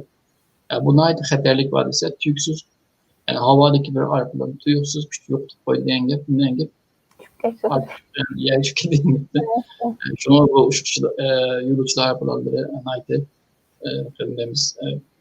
bir xəterlik oldu yerlerde qayqılıp bunda bek. Düşündüm. Hem de yine aşkı ürünümüz buna soraptı. Modul aeroplan yasaganda çoğun aeroplanın ölçemlerini mas halda nisbetleştirip yasası bulamdı ve modul aeroplanın g'arblik uçuralış üçün nimeye dikkat kısak buldu deydi. Bu yaxşı sordu. Buldu çoğun nisbetleştirip kiçikleştirip bası buldu. Mesela bizimki bu ben aynı vakitte şu baklava okumuş dergende şu aeroplancılık kesbindeki oğuçlarına bir grup şekilde yani işte bir uçuduğun komandalık kontrol kılan drone yapmayı lazım bizim anlamımız için. Ama şunda bir project var yani okuş bitiriş projesi. İşte bir aeroplan layihemiz, yüzümüz. Yani bununki işlep yasaş, layileş, yasaş ve işte bunu kandak kılallıkımızda doküment yani yazıp malumlara presentation, sunum kılıç degandek emin aslen talep oldu ve en ahırda biz emri meydan verip şu bizge mavsumdan beşide verilgen şu uçuş nemislerini vazifelerini icra kılımız. Yani bu yok kumandalık, kontrol baş koyuş. Biz aynı vakitte mesela kahvaltımızda şu mevcut arpalarlarınki, hepsininki aşını bir örnek yaptırıp şu kanatınki mesela şu uçuduk çocuğu olan nimeniki uzunluğunki onun kendi kanatından aldığın kendi bağlamış kor uzunluğu degen okşaş şu nesleninki mesela şu parametrelerinki okşaş nispette kiçik dip işte hesap kılgan başka vallahi şunda kıldı duruplarında bu muhabbetlik uçağın topu dersinde ötken şunda. Düşendim aka. Bizning hozir bir ko'ruvimiz telefon orqali bog'lanibdi bizga. Men hozir nima qilay? Assalomu alaykum. Men hozir savolimni so'ray, jiq vaqtni o'tkazmay. Buyurun. Anglabdan yaxshi bir program bo'ldi, jiq narsani bilib olgan bo'ldik. Men Mevlam İstanbul'dan. Men savolimni mana kichik lakin 4 savolga bo'ldim. Birincisinin cevabı beklam kalço. Bu ademsiz duruş ayrıklarının yaslaş tenarxı mesela F-16, F-32, F-35 degendek normal uruş ayrıklarlardan tüyen mu yoki yuqur mu? Ana ikincisi texniklik qiyinlik derecesi qanday? Mesela F-35'nin texniklik qiyinlik derecesi bilen misal üçün başkalarının bu texniklik yetiş veriş mümkünçülüğü bilen şu drone'ның texniklik qiyinlik derecesi ve bunun yetiş veriş mümkünçülüğünün ki qaysı yuqarı. Andikinzi bir minut. Tamam. Aka siz suallarını nima qilatamsiz yoki men xat? Tamam yazotma. Az not yazotma. Davomlashsangiz. Tamam. Arkadaş ikincisi ben bu Türkiye'nin ki şu bayrakta şirketinin işlep çıkaran Akıncı işkiga münasebet bir sual. Müşünden ki ben bir iş güç belgeselini görgen. Müşünden hem de bu Selçuk bayraklarının diginde şu Akıncı işkiga pitip resmi elqi cenge uruş kısıtlangan vaqtda şu sınıftaki dünyadaki en ilgili uruş ayrıklarını buldu deydi. Bundan keyin lam yani başka bir devlet nihayetizden bu seviyeye yetişebilişi mümkün. Çünkü bu program bilen yani yazılım bilen münasebetli deydi. Bu nimeni düşündürdü o? Andikinzi yedi vatkan bu sana hafif etmesi hazırkı şu dronların yani uçuksuz vuruş ayrıplanlarının ki hazırkı mevcut ademlik vuruş ayrıplanlarının ornunu alalışı mümkün mü? Buldu. Köp rahmet. Undaq bolsa hazır suallarımıza cevap alımız. Qatnaşdığınızga rahmet buldu. Hoşallah. Akıl buldu. Sizlerge rahmet. Kaplayma. Aka. Bu nayet yaxşı sual oldu. Kardeşimiz ona köp rahmet. Birinci sualı bununki tenərxi doğruluq soruldu. Elbette bu insansız arıqlarının tenərxi normal arıqların falanda etben buldu. Hatta mesela bayaqlıqı en küçük arıqlarınınki bir qancha $10,000 başlap bu en yuqori seviyedeki küreş, şu hücumçu uçuşsuz arıqlar deydi, kurallık olan. Buların bir qancha tam bahasını bilmem lakin milyonlarda çıkışı mümkün. Bu elbette başka mesela şu kürek çarpılarla seçtiğinde bahası bence yine tüven buldu. Bu fakat bahanın sırtılım bağlanmaz mesela bahanın sırtı da normalde bir uçuşçunu terbiyeleş için bir her bir uçuşçu normalde tuluk oturum başlar mesela her bir mekteplerde okup onun kendini nurgun iliktirimdi. Veya yılba 10 yıl belki muhakkak 15 yıl. Onun kendinin edemgi mesela bu edem terbiyeleşke hayli vaktimiz zaman onun kendinin full değil. Hatta insanın ki hayatının daha mühim bir dersi olması gerek. Eğer mesela kaza olup ya ki arkadan çıkıp yani bir insan bile geçse bu insanın kıymeti bekler bu devletlerde bununki neticesi yani ahir elakındayız cevapkarlıkı çoğun buldu. Çoğun bu umumluk bekanda bu insansız uçuksuz arkalarındaki her cihetten nemisi tenerfi her zaman yani bir tanesi çünkü papası mı yani bir adı edem ölmegendeken uçukçular çünkü bir xatar bir öyde oturup hoş tırnakçıda uyan oynayan deklamalık kompüter aklık numaralarına baş toplayan bu pek çoğun mesele ama yani fakat yani canlı hikayeci kulu hikayesini demek. Adet. Hem de ikinci sual şu ucuncu arpların teknoloji sualı oldu. Hem de bu ikinci sualda üçüncü sualını ben ikisini birleştirip unutma. Çünkü ikisi şu teknik ve münasebet etken.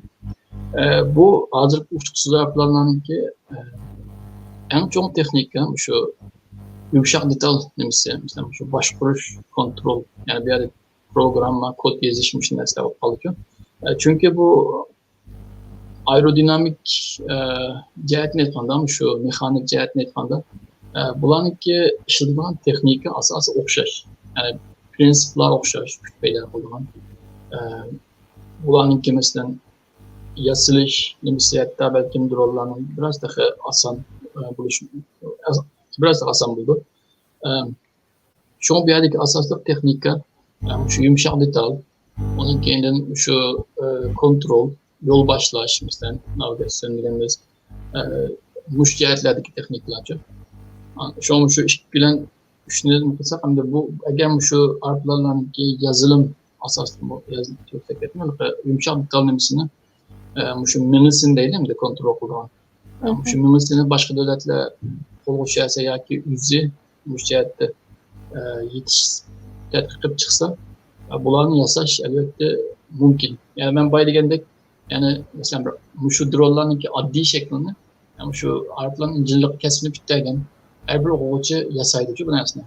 Her konuda bu yasadığını buldu. Yani bir 5-6 kişi bir grup şeklinde bir yasak buldu. Yani bu devletlerinki bunu yasaş nimisi bence cık devletlerinki bah yani yasayalaydı bunda böyle aslında. Lakin cık devletler bu resmi resmi işlerde mesela süperlik işçininki kemçiliği şu asaslı şu kontrol kılış. Yani belki uzak dünyanın bir içeride otururken bir içerideki arplarını kontrol kılış hem de bu belki çoğun bir teknik kildiğinde mesela. Mesela bir yerde sünni emir lazım Allah korusun. Yani üzerine belki bir müstakil sünni emirası buluş lazım. Onun kendinin bu işte yumuşak detal dediğimiz bir şey kod mesela. Bunun uçuşluk katlık detallar mı bu signallarını kabul kılıp onun kendinin şu merkezli kumandalık kitabı var signal doğru signal numaralarını üretildiği şu derslerin hamlesi mühim. Şu an bu ikinci ve üçüncü sorunun cevabı eğer şu müşterilerden şu kontrol elektronik müşterilerden taraflarsa aerodinamik ve mekanik taraftan pek çok mesele. Yani dördüncü soru bu kıraatımız uçuksuz arplarla tekmo cıkiyelerde şiddet bu, her bilen şiddet bu haberlerden kıraatımız. Hem de bu türlü %100 yani insanlık bir arplarının ki oranını etkitişine atayın. Yani hiç olmağında mesela kısa bir gelecekte bunda buluşuna atayın. Lakin bu ikisini birlikte işletiş mümkün. Yani insanlık arplanma işleydi ama bunun yana koşumcu bulak. Yani insansız arplanma yardımcı ayrılan. Yani bazı haterlik rayıllığa mesela bu insansız arplan üzünün demisine ruhunu cari kıldıran. Yani onun kendini bu kompütür mesela hazırlık döneminde erkanç terakkiyasının yani bir insanın ki menüsünün eşiklemelidir. Yani mesela bir insan bir neyse kartta bir reaksiye bedavlaş ve şu vakitteki şeraitine özgür kartta bazı bir manevralarını kılıçtığında bu da kompütürde o seviyeye gelmeli. Şu an bu ikisi okşaş halette bence hele bir vakitçe bir devam kılış mümkün ve ikisini yani bir integre yani birisi birleştirip yeni uğuş teknikleri, taktikleri belki meydana kılış mümkün. Hatta bazı mesela şu mütehassisler, uğuş mütehassisleri devatkan bazı nesler var. Mesela menbayi degендeki küçük kuşlar okşaydıgan bunda drolla yoki şu drollarning kichikleri mesela çoğun arpalarda bunu uçuşçular haydab düşmanning kendisiga yaqin bir yerga olib yani bu arpalarda minglarcha, 10 minglarchani aşağıya yani çekip etse onun kendinin bu hem de bu vakti bekler kalıp üzünü öldürüş vazifesi oldu mu? Verip şu nişan vurup vazifeli icra kılıp bunu kendin yok kes kaytıp gelmesin buradan. Çünkü bu bulanın ki işleş tenerifi Onu bulapmı mesela Türk'ümle pişleşki başlayan vakitte zavatlardan için başlandı. Teximbek bağısı, teximbek tüelli geçke. Mesela texim az bahaga, az güçke yasaklı bulduğun bir neyse yapılıp düşmanlıkı çoğun bir neysine ucuktur etişimi bunu neydi emdemiz şimdi muhabbet kazangalı kıldı. Bu cihetlerde bu köp işitilişi mümkün. Düşündük ata. Endi Şəmsi İsmail görürmünüz bundan sual soraptım. Nemişqa bəzi uruş aeroplanlarını xoş pərvanısı buldu. Bunun bundaq layihələşinin səbəbini düşünək bəgən bolsanız deydi. Mesela azraq mıyım? Hətta yaşınası yenidir. Bunu yaxşı sualaptı. Hem de bu bütünlüğü şu vazifeye bağlı hem de bu bir aeroplanı kastımda zannediyorum müşterinin ki isteğine göre nimiş kılmaktı. Aşunan karta şu müşterinin mesela taleplerini yaptırıp aşunan karta məxsus layihələndirilen bir nəsə olan için özgərtdirib onun karta mesela bu hem de bu motorla teamisini mi belki başka bir günü başka bir team kılsak mı olur? Çünkü bu motorlarla mı belki türleri var. Bu yani kandan motorunun ki arpalan işletiş gerektiği yapıda.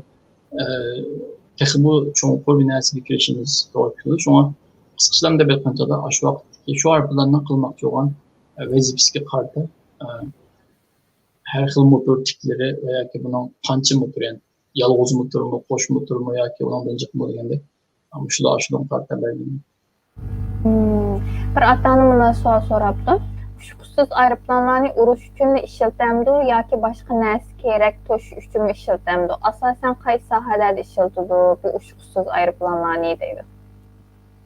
Hem de uçuşsuz aeroplanların ki desktop'taki çıkış məqsədi şu uruş üçün, yani devlet müdafiəsi üçün deyil.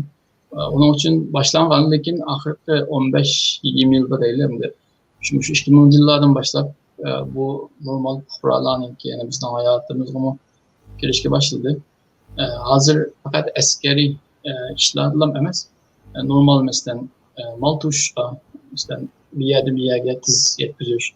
Onun kendinin bazı mesela dihançılık ekizliklerini soğuruş olsun, doğru çeşitliğinde onun kendinin mesela bazı raylarda ciddi mesela doktorxanalarda mesela bir yerde ciddi kan yetkizmiş ya ki o bu degende.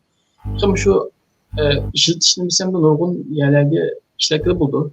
Hatta mesela günümüzde en çok işletilatkanlar bunu ressamlar mesela fotoğraf, video, tidallar mesela YouTube'la kalası nurgun YouTuber'lar var değil mi? Şunda bakın çünkü bunun tenerhimi okşumaydı. Alaylı yapar. Bir $10'dan başlayıp bir $10,000'larga okşumagan bahalarda sepet alıp boğaşkan şunu elip mesela nurgun YouTuber'da asmandan video dağıtıp buna ait körkeme şemet çaylak resimlerini videolarını falan değil mi? Hazır ancak şurada kaldı yani kurallarının içindeydi şuların ki.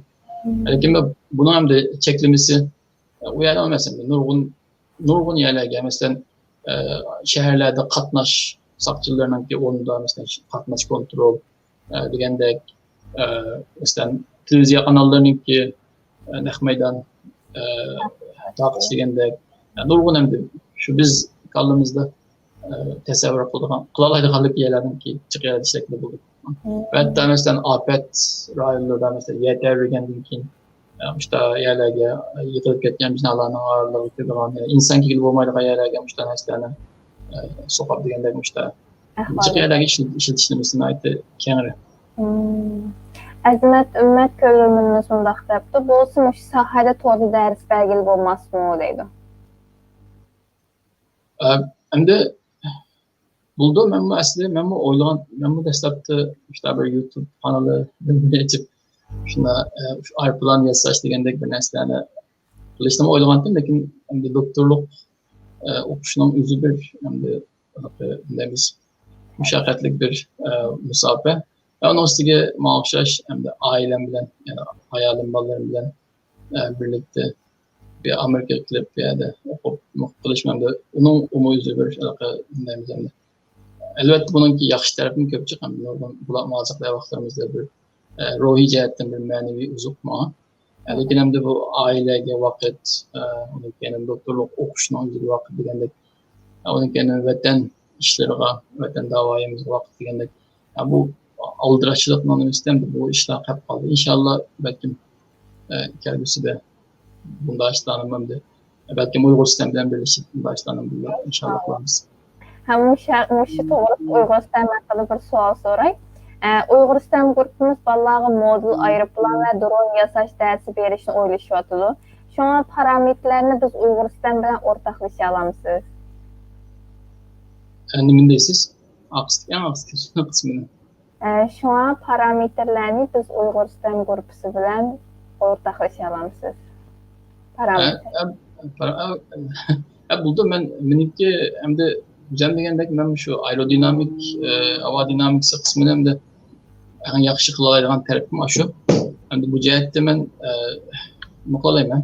Ba'zi yordamlarni qila olaman. Lekin masalan bu elektrik, elektronik yoki aloqa, yo'l boshlash, kontrol taraflarida ham o jihatlarda meni unda yuqori saviyada nimam yo'q. Men shu o'zimniki masalan shu aerodinamik taraflarda inshaalloh qilaman degan. Rahmat, ko'p rahmat. Siz vaqt chiqarib bu darslarning nazariy qismini bera olasizmi aka? Ben nazariy qismini bersem buldu. Elbette buldu.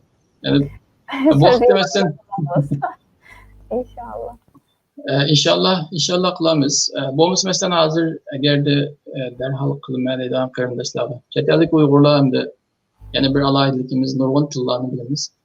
Türkiye'deki arkadaşlar Türkçeni, Ravan, başka yerlikler özden filmi. Yani şu torlardan bu önemli faydalanışını yapılsak mı yaxşı oldu? İşte bu vaktin uygun mənbələrimi var. Şu vaxt ecib faydalı basağım buldu. Hem de bunun elbette yüzümüzden, hem de Uygur tilimizde buluştuğun ki yüzü bir hem de elimde kuşalık olduğun bir iş hem de bunda bu takım yaxşı. İnşallah bunun bunu çıkarıp kılamız.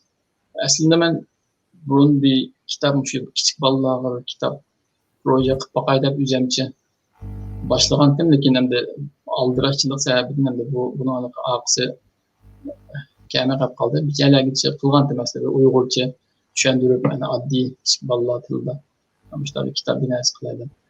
İnşallah kelgusida qilamiz. İnşallah aka.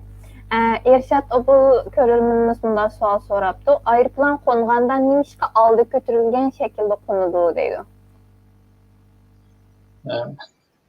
Rahmat. Erşat meniki ufqam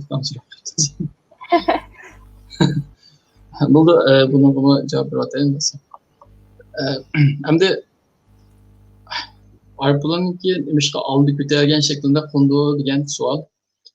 Bayqi bizningki formulaga qarasak veya CL yani lift coefficient degan narsaga munosabatli narsa. Masalan, aeroplannikka biz eng tuvan bir uchish surati bor shunday, u suratning bak ostiga uchib ketsa bo'lmaydi dedik. Hamda bu uchish suratini masalan agar biz tuvan qilish uchun aeroplan qo'ngan vaqtida biroz hujum ochsa deb qo'ydi turkcha ingliz anglo degandek masalan biroz ya bilan biroz hujum bo'lindi turgan vaqtida mishadagi koeffitsient eng yuqoriga chiqadi uchun ya'ni yuqori qilaymiz buni maksimal. Bu CL yuqori degan gap ya'ni o'xshash bir kuchni elish uchun suratdan biroz qisqaroq bo'ldi degan gap. Suratni biroz tushiralaymiz degan gap. Yani bu aeroplanning yerga bexatar qo'nish uchun bek muhim. Chunki biz hech qanday bir yo'lovchi o'zi o'rtaga aeroplanni shu soatlik 500 kilometrdan yerga qo'nishni xohlamaydi-da. Ya'ni bu hem to'xtash, yerga qo'ngandan keyin masalan bu taksi yo'ldan chiqib ketmay to'xtash uchunmi bir tahdid va unda tez suratli bir yerga qo'ngan chog'da masalan bu cho'ng bir momentum bilan bir yerga chiqib tushgan vaqtida balkim aeroplanning parchalanib ketish degandek ham darhol cho'ng sabablarga yo'l etishi mumkin. Shunga oldini ko'tarib qo'ngan vaqtimizda bizning kritik ya'ni minimum suratimiz tuvallaydi va biz bu suratning bek asta uchib ketmay yani mumkin bo'lgan qo'limizda biz hosil qiladigan eng asti surat bilan bexatar yerga qo'nish uchun. Tushundim aka. Yana bir ko'ruvchimiz shunday savol so'rabdi. Mehmet Veli Turan görürümüz. Bək yaxşı bilimlərini sözləb bədiniz. İt uruşuğa gəlgəndə Viktor Trust həll qılğıç amil dəb qarsaq bulamdı. Sürət bilən Viktor Trust'ın qayısı mühimraq dəb qarayısız deydi.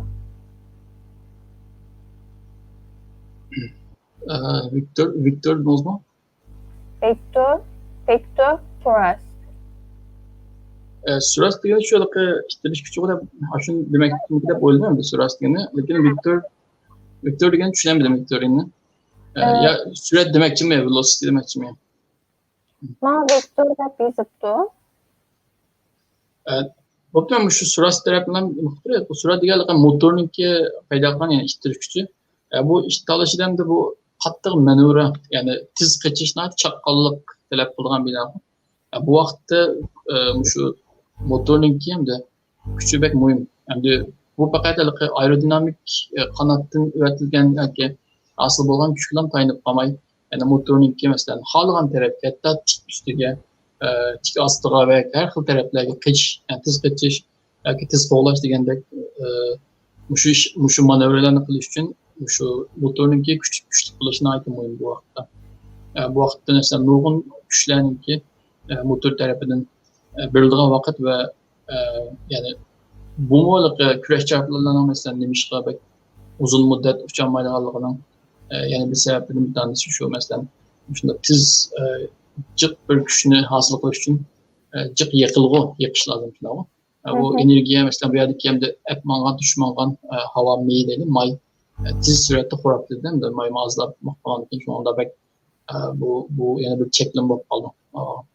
Endi bir gün mesela olap degende mesela dronlarninki bu taraftaki artıqçılıqını mı dep qo'y. Mesela bu faqat yiqilg'ular emas. Onun üstüge mesela bu uçukçu degan uçukçu bir insan, qancha kasbiy tarbiyalangan bo'lsa-mu, faqat havoda bir necha soat tinchib qolsa herib charchab yana bu odamning bu. Lekin bu vaqtda mesela bu uçukçular planninki alaydirki, ular bu uzun saat havoda qolaydigan 20 saat, 30 saat ve 40-50 saat qolaydigan hozir dronlar bor. Bularninki mesela yerga qo'nashga qaytib kelishga ehtiyojim bo'lmaydi, chunki buning ichida odam yo'q, berib qolmaydi. Merkez qo'mondonlik stalda o'tirganlar uçukçular shu bislarni xizmatda o'rnamoqchigandakilar bisi kelib bir necha soat ishlab ketsa yana bisi kelib degandek, yani nurg'un uçukçular bir javoblarni almış qo'mondon qilganlik uchun bu mo'liq nima uchun yana bilamiz uçukçular planlarninki bir muhim alayliklari. Bir görürümüz mundaq depdi. Doktorluqni qisqa vaqtda tugutish jarayonini va o'qimoqchi bo'lgan bolalarga nima tavsiya qilasiz deydi. Ben bu vaqtda bir tushuncha bir qo'ya avval. Endi meni doktorluqni 2017-yili 1-oyda boshlagan va 2026-oyda bizda shu dissertatsiyani berdim. Yani 3,5 yil bo'ldi, lekin bu 3,5 yilniki endi 3,5 yilni bu necha xil o'tkazish shakli bor. Birisi to'liq, yani vaqtdan foydalanib, yana birisi rohatroq o'tkazish. Endi meniki shu to'liq foydalanib o'tkazish turiga kelisam bo'ladi.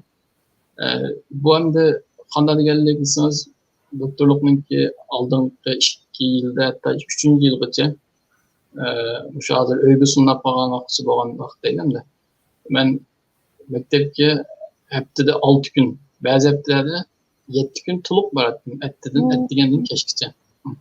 Doktorluq endi bunda doktor o'qishda hamda magistrlik o'qish vaqtimda Turkiyada ham rahatroq o'qidim endi undan emasdi. Lekin doktorluqda işte hozir bir tezroq tugatib, undan keyin bir shu paltaga dast oldigan bir odam bo'laydi deb tezroq shu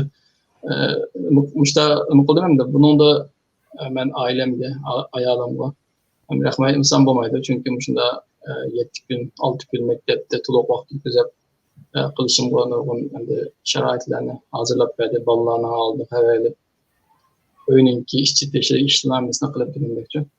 Endi deganda ketib kechdi kelmadan deb qaqshimaydigan bizdan. Bu vaqtda endi ayolim nurg'un fidokorlik qildi. Men bu maktabga jiq vaqt ajratdim tajribaxonda. Endi bunun sırtında mesela magistrlik vaqtimda endi hozirgi seyistoganda biraz rahat diyemler, lekin vaqtimda Tuluq yana mektepke berip muklattım. Ben normalde magisterlik okuşta mesela Cıqiyalada onda bir makala ilan qilish, gandek bir narsalarni talab qilinib ketmaydi uchun. Lekin men buni endi majburiyat emas, o'zim xohlab, ya'ni işte bir narsani qilay degan bo'lishqam shu magistraturani bir maqola chiqargan bo'lishqam deb bakroq tirishib qildim. Boshqa turib saboqlashtirarimga selishtirgan edim dedi. Vaqt endi bu yerda mesela magistraturada maqola chiqarish, tajribani qanday qilish, yani konferanslarga berip sunum qilishgandek bu bosqichlarni bir qo'l beshimdan o'tkazganligim uchun doktorlikda yani men tentirab qolmadim. Çünkü bir doktor o'qishdan endi talab qilingan narsalar o'sha endi bilimga bir yangi bir narsa qo'shish, undan keyin shu buni qanday qo'shiladi shu maqola e'lon qilish orqali konferanslarda o'zining shu qilgan ishlarini boshqalarga anglatish orqali e'lon qilindi. Men bu bosqichlarni magistr vaqtimda 5-dan o'tkazib bakkandan keyin doktorlikda vaqt yo'qotib qo'ymaylikda shu Amerikaga kelgan kunning 2-chi kunidan boshlab bugünde ishimga boshlab ketardim. Doktorlukda tadqiqotingiz haqida ozroq deb o'tib ketgan bo'lsangiz. Buldu doktorluk, mening doktorluk tadqiqotim shu eng oxirida boya sizga ko'rsatgan arplarning kelgusi she'rganligim shu biyologiyalik narsalarning ilhomlangan injinierlik deb qo'yiladi. Bio-inspired design uchun. Shu temada hamda bu bizningki buni tanlashimizning sababi bayım dedim bu nurg'un narsalar bu yerda bilinmaydi va tig'i bilmaymiz. Yani bu akademik dünyada 3 saat değil. Hem de doktorlukta bir yeni bir narsa, bilimli bir narsa tövbe koşuşunuz gerek şimdi ama. Yani bir team'i tanlamak lazım. Ve bu team'in tanlaganda mı? Yani mesela bu hazırki mevcut mesele nime? Hangi meseleler hal kılınıksız? Bu şunun biz bir cevap tepiştiriş bakayla degen nersini malum bilen meseleler işi. Bu işler mesela ben Amerika'ya gidiştim burun malum bilen paranlaşıp işte boğantı. O vaxtda biz mesela şu denizde yaşaydıgan şu kululuğunki bir türü boğan, lekin özü kululu emas. Yani kululuğun bir türü, lekin ismi sea butterfly İngilizce. Yani deniz kipiğini deb qo'ygancha. Bunda bir hayvan canlılık varken bu planktonik bir canlılık. Bu canlılıknınki yani boyunun uzunluğu 1 milimetreden 10 santim yani 10 milimetre boğan aralıkta. Yani 1 santimden mi küçük yani 1 santim öyle bakımdan küçük lan. Bu canlılık yani denizde aşağı kalmay. Başka mesela denizde yaşayan canlılıkla, balıkla ya ki başka canlılıkla yani onların su şekli bilimiz var mı? Biz mesela balık degende kaldığımızda bir nerede canlı. Lakin bu deniz kipiğinin ki sunum istide, sunum içinde yüzüş şekli, hani hoş tırnakçıda uçuş desek mi olur? Yani yüzüşke okşumaydı. Onunki yüzüş şekli şu haşeretlere okşar, kanatını hareketlendiriyor. Aldık yeniden kanat kekişlerimiz, kanat kekiş arkalı suda yüzüdük yani. Hem de bu vakti mesela şu okyan bilimçileri ya ki biyologiyacılar bu neslerninki şu nemizli biyolojik taraflarına taktiken burun ve bunların ki mesela bunda hareketlerine mesela şu kollektif şekilde taktik. Lakin şu nesne üzünün ki bir şahs şekliden de şu kandının ki hareketlerinin kanda bulduğalığı bu güçünü kanda peyda kıldığı diyendek şu neslerin şu parametreler olsun ya ki şu güç peyda asıl kılış mekanizması olsun bu doğruluk bilinmeliğin hatta hemen hem de yok diyerek hiç kadar malumat yok diyerek mi bu derecede. Bu anladım bu hayvan bizimkine ait dikkatimizni dağıttı. Benim okuyucum burun bu vakit az izlenip bakarken şundan bu müşteri nersini paranlaştık. Onun gelin bunun mamuna ait kızıkarlık duyuldu. Ben bu şu tunca kadim şu benim okuyucum diyen çağdan bu canlılıkta olup bir narsa öğrendim. Onun keyin bunu izlenip takımı şekillep qarab baxsam da hakikaten hem de acayip başkaça bir özgürce bir narsa ekan. Çünkü biraz kısa bölsem bu gerçeğine ait bu küçük yüzü küçük olan bilen bu planktonik canlılık mesela gündüzü denizden tilge yani 200 metre etrafında çökülürken karanlık yerler için gün nuru bağmaydığı yerler. Çünkü bu ılık okyanustaki şu yemek nemesindeki de sistemisindeki tüven taraflarındaki bir canlı balıklar ve başka çoğun hayvanlar bularını yiydi. Hem de bu nesle üzü şu yaprak okşar şu fitoplanktonlaydı denizdeki işte öyle bir neslerini aşılarını yiyip canmaklar nesle. Bu gündüzü gündürde başka hayvanlardan kaçış için karanlık çukurak yerge mükü aldı.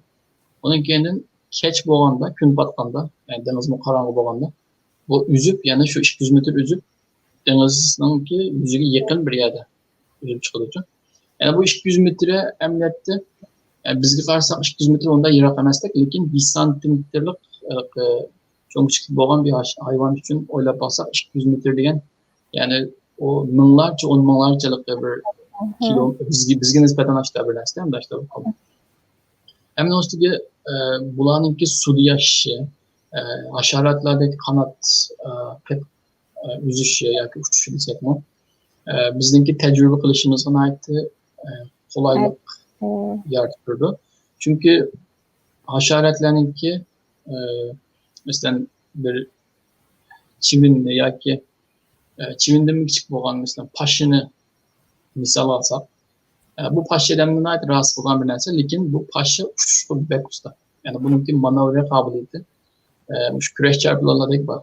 Yani belki tiz keçip yoki noktalar var. Kolap tutulamayız belki. Kolap tutulamayız. Yani bulanınki kanat kırış sürütümü yani pek tiz. Yani bir sıkıntı 200 etrafında kanat kapalı 200 fetim.